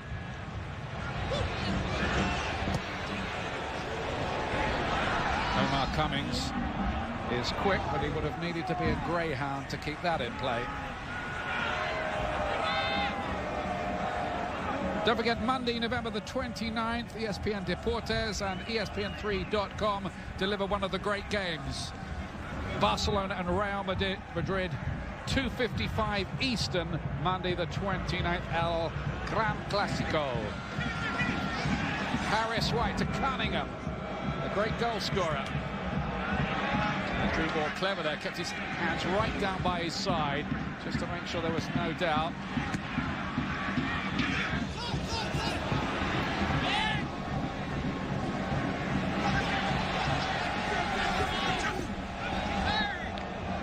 With difficulty, they get it back to George John. You see Connor Casey, the effort from him, the physical nature, but he's also chasing things up, applying pressure for Colorado, trying to lift his team back into it. Shift the momentum again, if he can. John, let that bounce behind him. And Casey again is another of many, many muscular confrontations. It is, but also a little bit embellished from George John, and you don't want to see that. You don't want to see players just trying to draw cards on the field and diving. Simply done by the athletic Kimura. Bombarded colleges with a showreel of his abilities. Most of them ignored the showreel, but not them all. He found his way to the United States to play soccer in the end. And so did his parents. They're here tonight. They're here tonight. They came here tonight to cheer him on and watch him here. And see Kimura right there. And his brother too, I think, is here. All the way from Japan. Hope they're wrapped up warm. But we were told it was getting warmer as the game progressed. It could have fooled me. I think the players are getting warmer on the pitch when they move like that, but tremendous atmosphere though here at BMO Field. Always is throughout the season for Toronto. And they have Jurgen Klinsmann as their new consultant in these parts. Side who've never made the playoffs yet, Toronto. It's always a first time, things can change. It's the beauty of the competition, and changes coming up, as you've been hearing, in the near future. This growing MLS. Darwin unable to keep it in play. Which side here has the character and nerve to close the show? McCarthy with a good ball for Hernandez, who knows where the space is, instinctively feeds Zach Lloyd on that side. Cunningham was waiting to dive in with a header. It didn't quite come to him, but Dallas look the more likely scorers at the moment anyway. I think it was a big change for Shellis Hyndman. He put on Cunningham, you know, up top, because he's applying pressure as well. And then we see Omar Cummings getting on the ball a little bit more. That always opens up the game for Colorado when he gets there. Mullen, good play by him. It's bounced a bit crazily, but it's certainly not a back pass. It was just a deflection. You see somebody going down there, Ian, off the ball. I think Kevin Hartman recognized it early. It's Chavez, isn't it? I don't want him injured the way he's been causing some chaos here and there with his pacey runs. Right, and speaking of pacey run, you saw Brian Mullen, you know, pick up the ball, a very determined run to get past Marvin Chavez, and I'm wondering if the way he stuck maybe his foot in the ground as he went to adjusting and turn a little bit, could have twisted something there, because he went down quickly after the play, didn't he? Certainly staying down and requiring some treatment.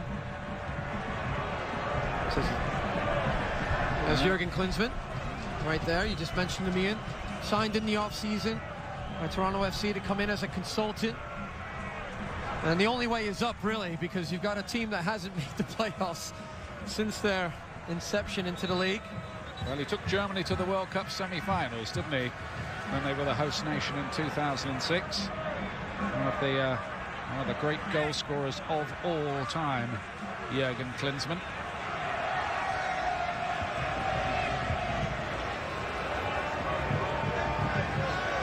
And for once, there's a little lull in what's been a fairly intense action.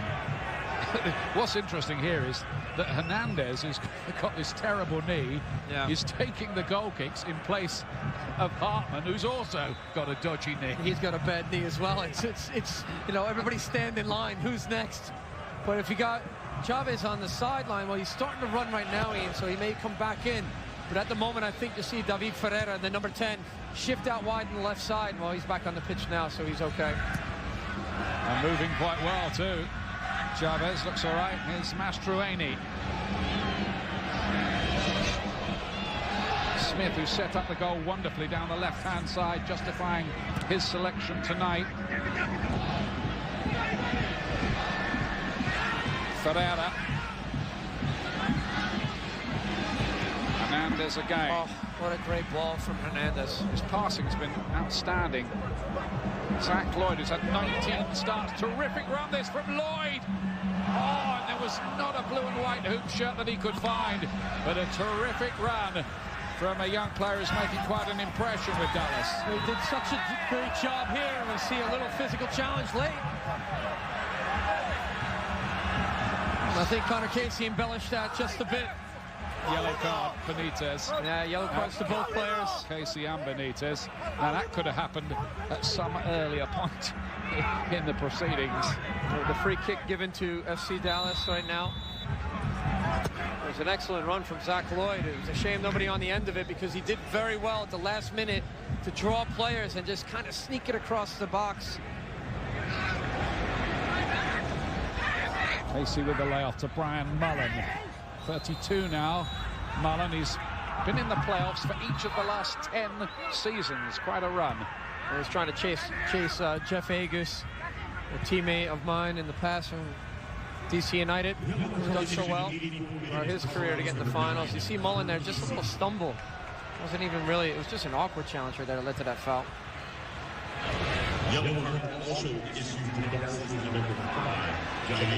Will we be headed for overtime here, I wonder? Ferreira might have other ideas. Went past Kimura rather easily, and there it's bouncing around dangerously. Blocked, and then Chavez's effort. Again, they managed to get something in the way. Zach Lloyd, the referee, pulling back the player to... Well, they're wondering why Dallas, the player's been pulled back there in the middle of an attacking move. As Mastroeni lies on the floor injured, is it a head injury? Well, that was an odd one. Well, normally, like you said, Toledo, the referee or any referee would stop the game because of a head injury. That's the first thing. Very dangerous. Here's the cross again. The challenge comes in, and here's the deflection. The strike that comes from Chavez. There's the first block. You see Mastroeni down straight away. But this ball gets laid back. You think it's going to be whipped into the box. That's an odd time to just stoppage of play. There's a challenge. I think it comes right across the top of his foot from Cunningham. There's a block from Anthony Wallace. The Dallas players are entitled to question that. Well, just before I would, yeah, absolutely. If I was on the pitch, I'd be questioning it as well. You're just about to send the ball into the 18. Everybody's like, got momentum. They're all attacking the ball, and he stops the game. Well, I know Pablo Mastroeni was down. You certainly want to protect players. I know that's your first responsibility as the referee. Here you see his legs kind of tangle. Like Cunningham coming through that. Did he catch him on the knee somewhere? His right knee got trapped, I think. That's what happened. I see plenty of Colorado Rapids players, defenders, getting in the way of that Chavez shot, because that looked like it could have gone straight towards the goal. Easy.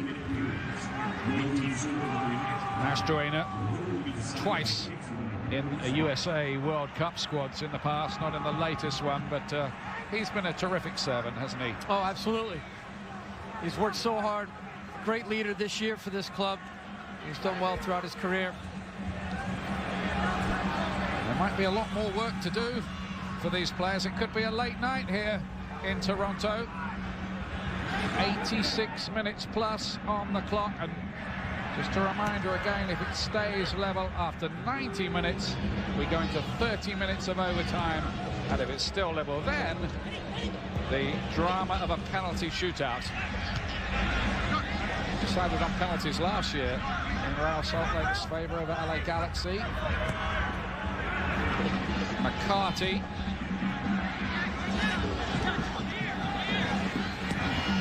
McCarty towards Cunningham. Ferreira back into the melting pot. Just a bit too long for Harris. If there is to be extra time, it certainly wouldn't be the first time. There's the CN Tower, which is going to change colours to the winning side later on tonight. Look at this view. We were up there last night on the top. It is an incredible ride. At something like, I think it's at 22 miles an hour, the elevators there.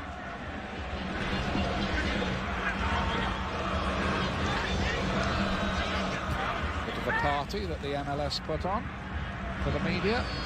Yeah, did you enjoy yourself? I did. I was working in the hotel. Yeah, I'm sorry. Of course you were, yeah. First time I've ever been handed a blanket. Did you? They knew what the conditions were going to be like. It was in our little parcel of goodies on the MLS. I'll tell you right now, you see FC Dallas with the new formation.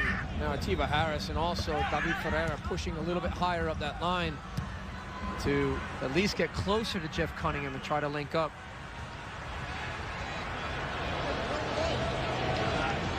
Wells Thompson's going to come on quite soon for Colorado Rapids, but Harris has got in behind here. Drew Moore is there. They couldn't quite find Cunningham or Ferreira, who were waiting. Colorado Rapids, I think, would take the final whistle and overtime now, wouldn't they? Well, they would, because you saw Zach Lloyd get around Anthony Wallace just moments before, and now Atiba Harris getting in behind that side. They're trying to penetrate as much as they can, FC Dallas. Sometimes when you push too many numbers forward, though, Ian, you have to be careful for the counterattack, the transition. A quarter of Dallas's goals this year have come in the last 15 minutes of games. They are late goal specialists, but it is very late now. On comes Wells Thompson, and it's Jamie Smith who's going to make way for him, so that's a like-for-like switch. Well, you saw Wells Thompson do so well throughout the playoffs and deputize in Jamie Smith's absence. And it was a big decision for Gary Smith tonight. He said, I had to kind of go with experience. You see Wells Thompson coming in. He might have a big job to do as well. They're battening down the hatches a little at the moment, the Rapids. Getting everybody back behind the ball. Flicked on by Ferreira towards Cunningham. Wynn won the header. Back in again. That should be the goalkeeper's Pickens, and it is. Well, it was a great defensive header by Marvell Wynn. You saw Zach Lloyd coming forward, putting it back into the danger area. Matt Pickens was quick to make that decision off the line. Playing behind a team in Burgundy against a team in blue and white hoops tonight. Did have a spell with Queen's Park Rangers in England, who famously wore blue and white hoops. Too much of a breakthrough with them, and coming back to the United States. Mullen inside here for Laurentowicz. Kimura trying to work a little triangle down this side. It's all a little tight. Good feet that by Benitez. Ooh. And things just in danger of boiling up there. And straight away Thompson involved in a confrontation. That's his first involvement in the action. Well, we've seen it from Wells Thompson before. He gets inside. He loves the chaos, altercations.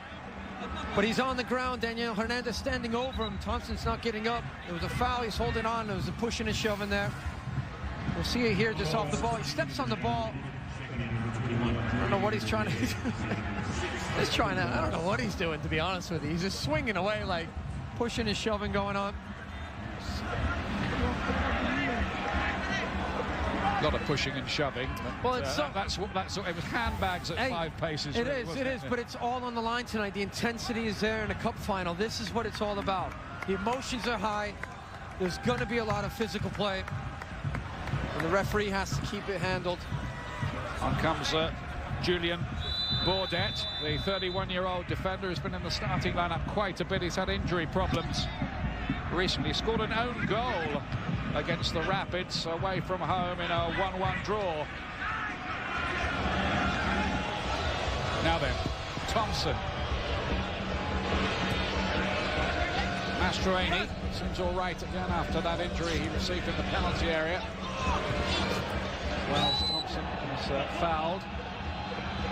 So you see Drew Moore, he'll shift out to the left back, and he's normally played there in the past. But Bordet will go to the center back position. But watch Bordet as he comes forward here for a lot of set pieces, Ian. Dangerous in the air. He's very good defensively, but also attacking wise. He scored the winning penalty in Columbus to get through here. This might be the last incident of the game. Deep into stoppage time, on by Casey. The Rapids just wondered, were they going to steal it right at the death there? Well, you saw that. It was a very, very late defensive play by George John, just getting a bit of a flick on Ihemelu, trying to make sure that he keeps things safe at the back post. He's blown up, he's blown for time. It will go to overtime. Now read on, as they say. Dallas in their change outfit, blue and white hoops tonight, as opposed to their usual red and white hoops, which would have clashed with the Rapids colours, hence the change. Dallas got to choose the dressing rooms, the locker rooms. A silent prayer. Please, can we win? Please.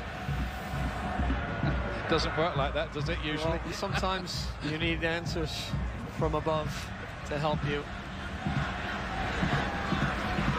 Praying for divine intervention on a Sunday night. Absolutely. And again, you know, Ian, it goes into extra time, and you have to kind of look at both teams. It comes down to the fitness level. Who's fresh, who has the legs to go after the game. And right away, you see here, the energy from Chavez has been excellent tonight. He's really been involved in most of the team's plays going forward.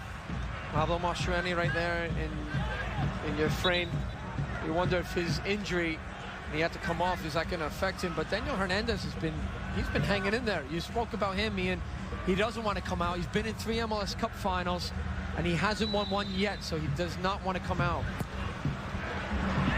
Hernandez hitting that long towards Harris, who's now got a headband. He's really found his way through to Ferreira. Cunningham with the cute little layoff, and then Chavez unable to keep it down.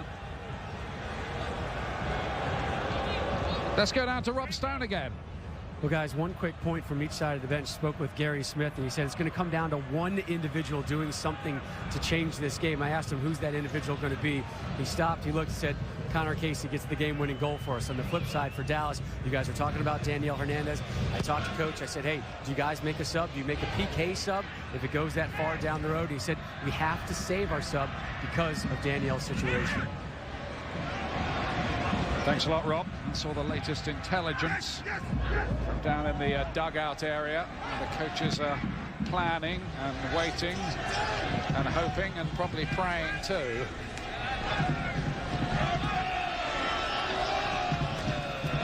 Could be quite a late night finale here on the banks of Lake Ontario, an hour's drive from Niagara Falls.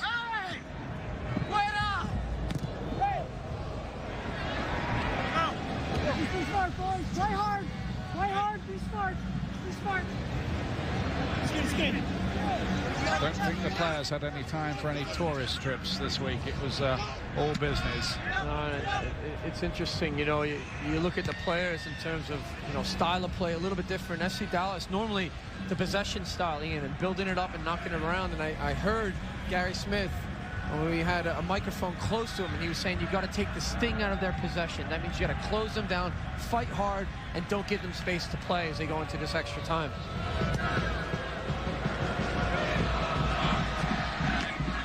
George John elected to try to control that on his chest. Rentowitz with the header flicked on the head in case he can get on the end of it. You heard Rob Stone's report there, a little prediction from Gary Smith that Connor Casey was going to get the winner. He's already got one here. Hernandez not done too much wrong. Ferreira looking to break into space. Big defender Baldet feeding it wide, but that will run and run on what is a fast, firm surface. He's fast, but he's not that fast. The United States women's national team playing the second game of its 2011 Women's World Cup qualifying series against Italy. A goal up from the first leg. The second leg in Chicago on Saturday, 2 p.m. Eastern, and you can see that game online at ESPN3.com. United States hoping, after a rough old ride, to get to the World Cup after all.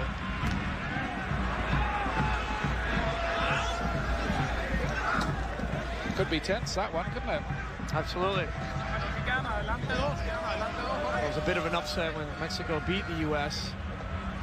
Yeah, I mean, it was just like a shock, really, because it was the biggest upset ever in women's football, wasn't absolutely, it? Absolutely. U.S. women, #1 in the world, and you know, losing to Mexico doesn't happen. Pia Sundhage only had 2 losses her whole coaching career with the U.S. national team, so that was a complete shock. To have to actually go out of their element, the comfort zone, and have to go into a playoff situation is unheard of for the U.S. women. Atiba Harris.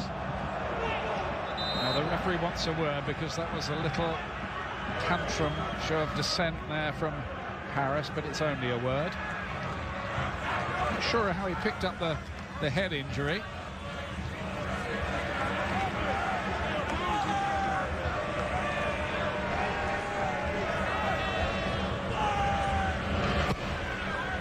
Certainly not bad enough for him to go off anyway.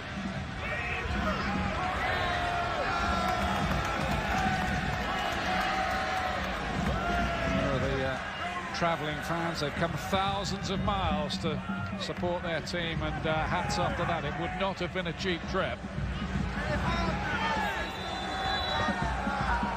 Let's hope these 2 clubs get a bit more support on the back of this. They're not among the best supported in MLS, are they?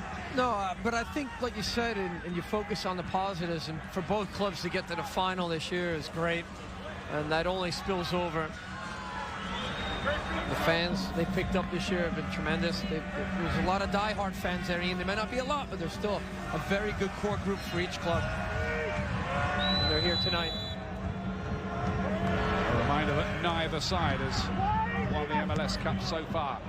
Casey trying to get on the end of it again. It's another sloppy clearance, that really, by Ferreira. Wells Thompson can play it in again. Again, the defending good enough by Dallas. They got a second chance there. You see Brian Mullen. 5 MLS Cups, but really the defending is going to be tight. Rob Stone has some more news for us. Yeah, Colorado set to make their 3rd and final sub. Makuma Kanji will be coming on. He'll be coming on for Omar Cummings. Last couple minutes, Cummings has been bothered by what looks to be an upper right leg injury. And head coach Gary Smith multiple times yelling at Omar, "Are you all right? Can you go? Can you go?" The coach has finally made the decision on his own, so Kanji set to come on. Kanji has been used as a substitute before in these playoffs against Columbus Crew. Well, it's got to be difficult because you look at Omar Cummings, he's always a game changer. He's been such a great season. Between he and Connor Casey, they scored goals and assisted and create for each other. And it's going to be difficult as this game goes on, too. You want a player like that can score goals. Is this the last time we see Omar Cummings in MLS? There's a lot of rumors. No, it may as well be. We mentioned that early in the beginning of the first half, Ian.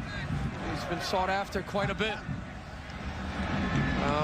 But Kanji did come into the game at home against Columbus Crew. It was very difficult for him to get into the speed of play at that time. And that was almost a difference maker for them because you gave the ball away quite a bit. Reminder that Sports Center's coming up next as the offside flag stops Ferreira there. Kanji a pickup from the New York Red Bulls this season.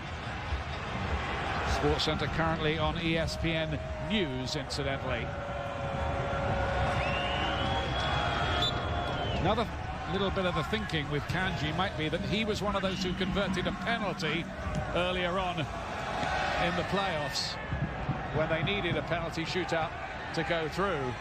So you've got to have your penalty takers on the pitch. Well, if you're asking my opinion on his penalty, it wasn't a good one. It still went in, but I mean, they all count, I know. But look, yeah, you've got to put some thought towards that and the big picture thing. Of course, down the line as you go into penalties, and you know, the goalkeepers, look, they make a difference too. We saw Nicky Raimondo and how big he came up for Real Salt Lake last season. And maybe a goalkeeper can be the difference again tonight. Both teams will have practiced penalties, but it's one thing practicing with nobody watching, quite another when the entire outcome of the final depends on it. You can't recreate that pressure. Then a real scramble for possession. It has to be almost quarried at times in that midfield. Kimura down the line. Kanji's the gangling striker chasing it. There's the impressive Dax McCarthy. Good ball from him as well. Jeff Cunningham.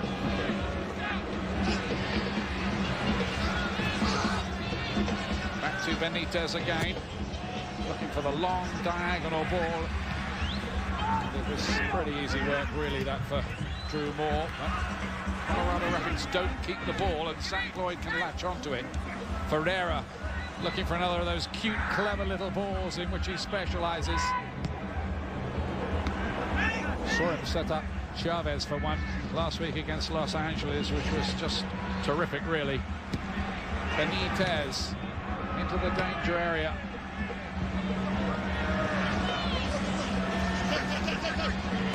Hernandez.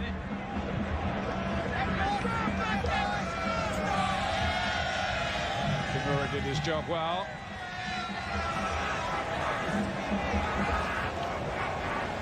A lot of these players will be thinking in the back of their minds now, certainly the two goalkeepers, about the possibility of the shootout, the dreaded shootout, the dramatic shootout. And it comes down to preparation, Ian, too. You know, goalkeepers, they study film, they look at players, and they see where they've taken them, if they've stepped up. Of course, Colorado Rapids winning on penalties against the Columbus Crew to get here to the final.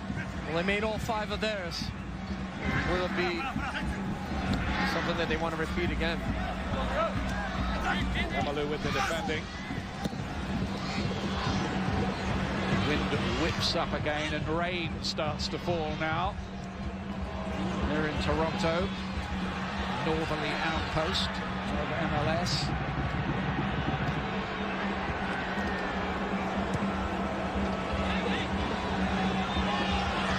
Two new teams from Portland and Vancouver joining the MLS next season. Thompson laying this one inside. Now Mastroeni from a long way up came to Casey. Can he latch onto it again? It nearly fell his way. No, Mastroeni was trying the shot, but it nearly worked for a striker.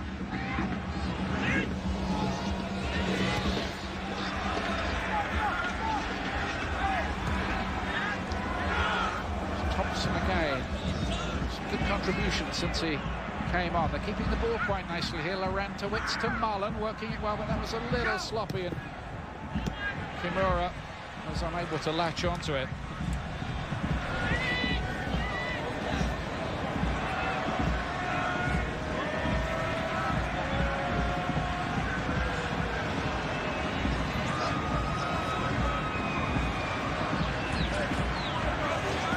The players, of course, are programmed to play 90 minutes, so how tough is 120? Well, I think mentally they focus on that, Ian. You always prepare, you visualize things where you may be. I think it was a handball right there from Jeff Cunningham. But anyway, in terms of the mental strength, but also physical, it's very important. And some players have an edge that more than others. And that's what it's going to come down to, too. And FC Dallas has some good fitness, but I think Colorado Rapids, the organization, the discipline, they're playing physical, they're closing down the space. This could come right down to the wire. Then it's a mental mistake, so you gotta wonder who's gonna make those mental mistakes and who's gonna make the other team punish. Concentration is key, particularly for the defenders. Nice little layoff to Zach Lloyd. Moore has been very steady again tonight, even against the club he supported as a boy. Well, such a great run for Pablo Mastroeni. He just needed a good ball back from Connor Casey. He was picked off. But the energy through the central part of the midfield for the Rapids has been very good.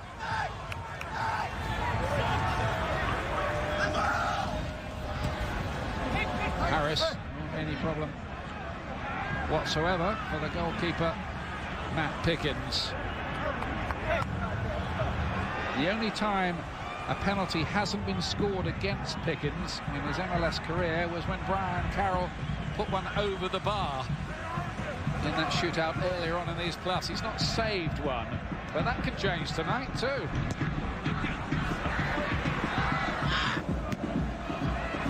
Eric Abelard's going to come on soon for FC Dallas, and he scored a vital goal against Real Salt Lake 63 seconds after coming on as a substitute earlier on in these playoffs. Clever, darting little player. Abelard, only 22 years of age. Well, he was a super sub in that first leg against Real Salt Lake. As you said, in the 88th minute, he came in, scored that brilliant goal. Chavez going off. Chavez has contributed very well to this game. He goes off on the opposite side of the field. A lot of energy. Provided the ball in for David Ferreira for the goal. And I see Eric Abelard come up. There it is right there in the 2-1 win, the 88th minute. Jeff Cunningham, the other goal scorer for that game, picked up, very persistent in the box. He just continued on in that. So they won 2-1 in that match.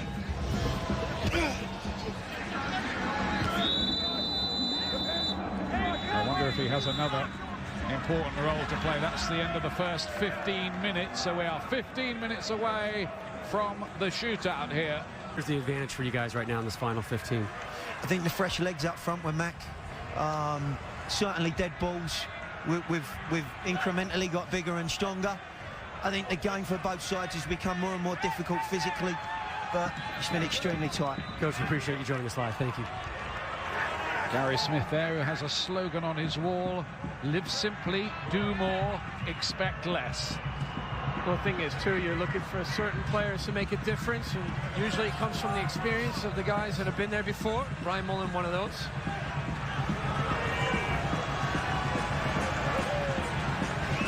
Certainly be expecting something here from his players. Last 15. Do they settle for the shootout? Do they really go for it? No, I think both teams want to go for it, Ian. You want to win it right, you know, in the run of play.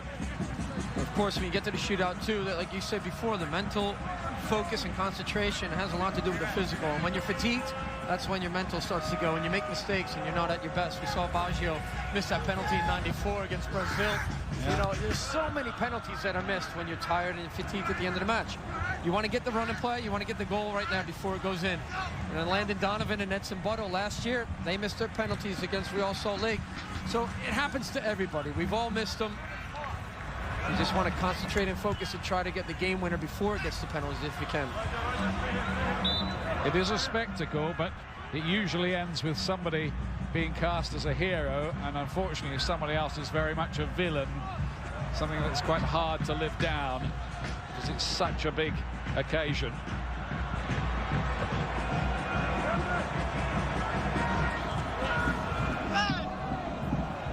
Camalou getting the touch.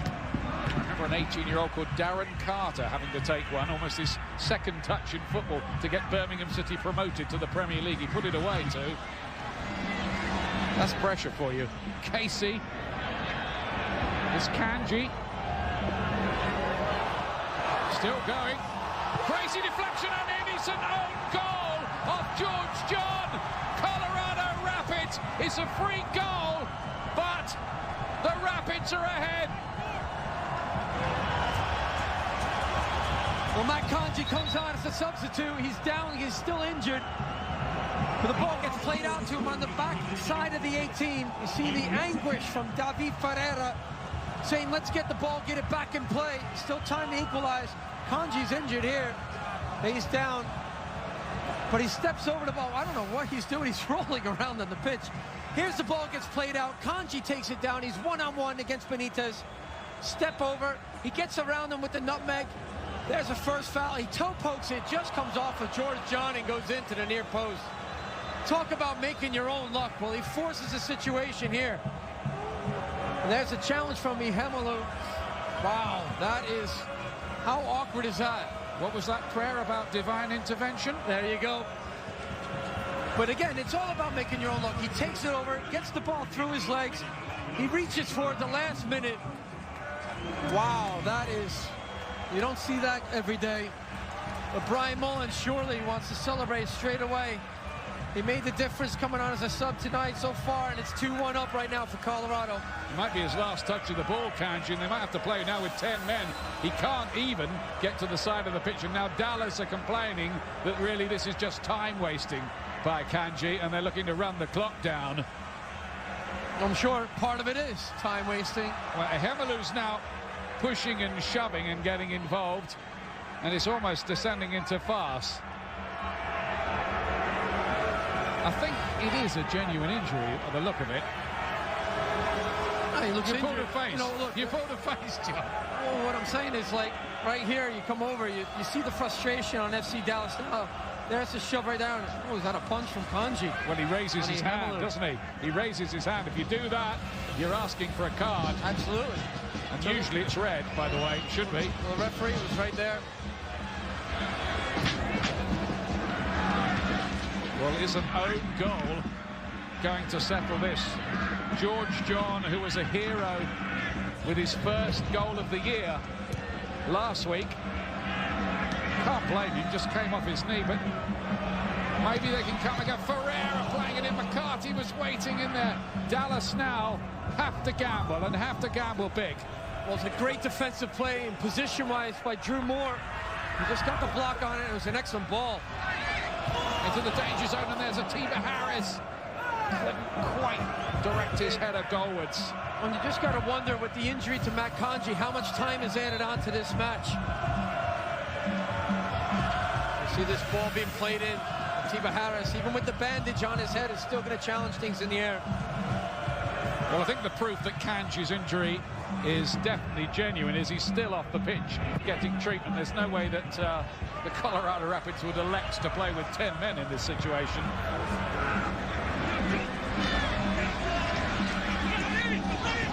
Off the outside of the boot and wide of the post in the end, with Lloyd coming forward and Avila getting the final touch. Look at the fans here. They're just wondering how this might turn out. It's a heartbreaker, really, this, for FC Dallas, ahead at half-time, and the Colorado Rapids fans now believe that the MLS Cup is heading to the Rocky Mountains. Well, there's still plenty of time left in this match, but of course, like you said, Colorado, in an unlikely circumstance there, getting the own goal off of George John. But now you got to wonder, too, tactically, do they drop off and just try to absorb the pressure? There's a lot of time left in the game to do that. Or do they go after the game? Laurentowicz. I don't even see Kanji out there, do you? He's gone to the locker room. Right, gone to the locker room. So he's out of the game.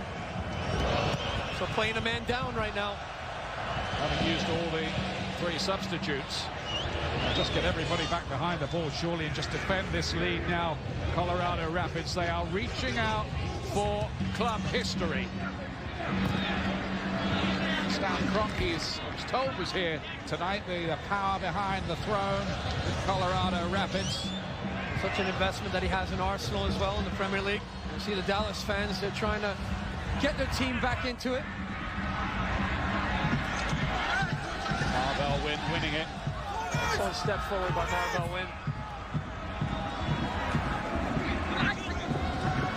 So you can plan all the tactics and have selection meetings and think about games all the time, but in a tight game, sometimes it can just be a bit of luck, and that's what it was, really.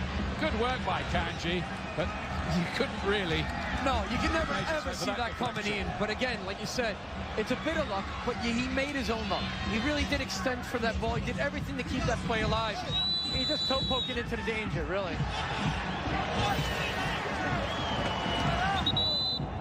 Kanji, this is from earlier, and suddenly he appears to feel it and just fall to the ground, and he's gone off to the locker room now.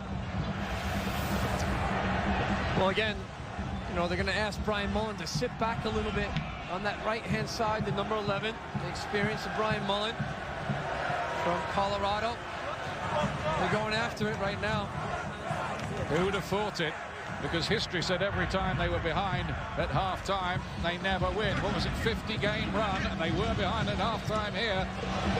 Here's Wells Thompson. There might be things for them on the break as well now. Thompson with the fresher legs as a substitute running, but they're not going to commit too many men forward now. Well, think back to 2006. When we talk about getting an equalizer and no extra time, it was Brian Ching for Houston Dynamo after Taylor Twellman scored in that extra time. So it is possible. It is definitely possible. McCarthy still looking as fresh-legged as he did in the first 5 minutes. Cunningham out to Harris, back on the right-hand side, his old beat now. You know, two players that are on that pitch right now, and that's Mullen, and he was for Houston in that game, and also Laurentowicz was with the refs. But you know what it's like to go into extra time in a final. Time is running out for the Dallas Dream.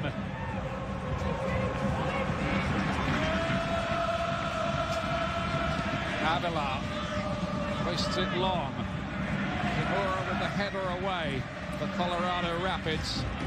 Their supporters with one eye on their watches now for certain. Hernandez, anywhere will do really as far as Laurentowicz is concerned.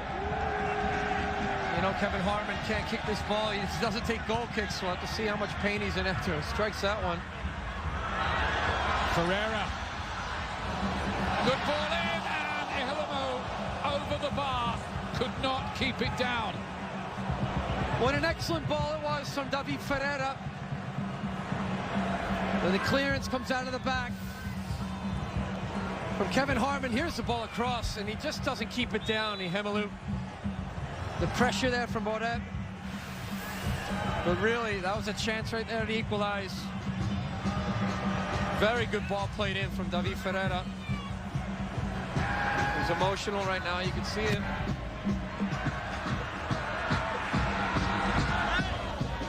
Such a contrast with a week ago in the warmer climes of the Home Depot Center in California. For Dallas, it looks so good for them, and it's been a great week, or had been until now, for David Ferreira. MVP, goal tonight, it all was going Dallas's way, but the Colorado Rapids have come back superbly, really.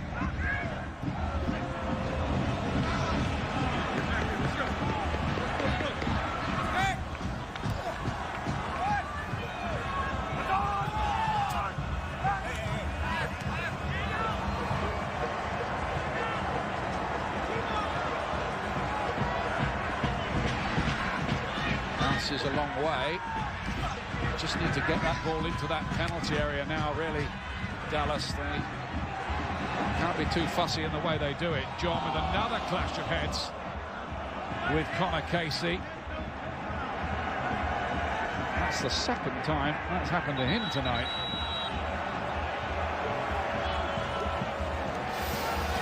Well, again, here you see straight through, and there's it right across the nose.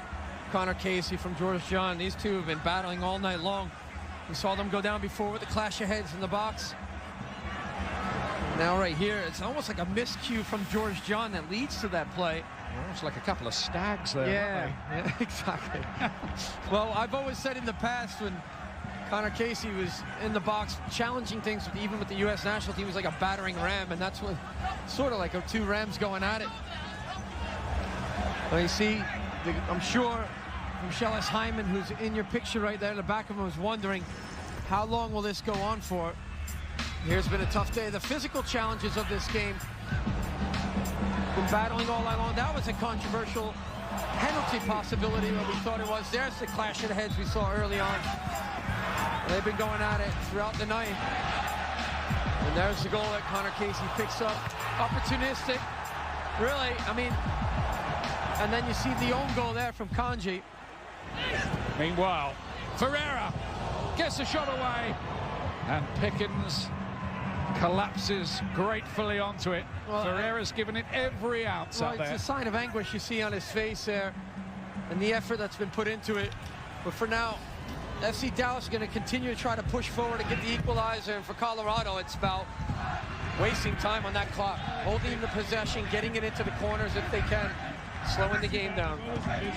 Yeah, they wouldn't have minded that little injury stoppage either.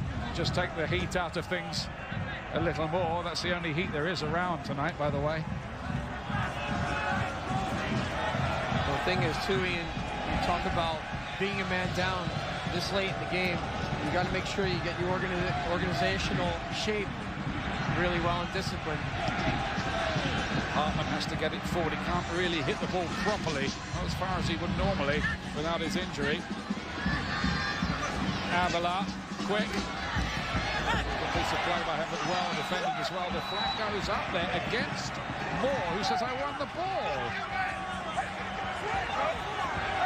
Mastroeni confronting the official on that side, but the decision has been given. I thought he won the ball cleanly, Drew Moore there.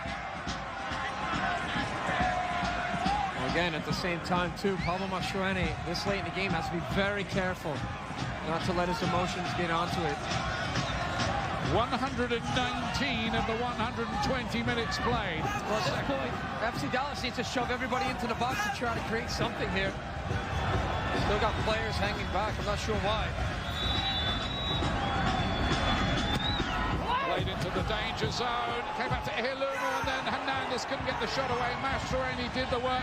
And was that the last crisis for the Rapids? Back in by Benitez. Goes a long way. Bowed at the big defender with the header away. Anywhere will do for the Rapids now. They are nearly there. Well, that's going to be 3 minutes added. Yeah, 3 minutes. Time.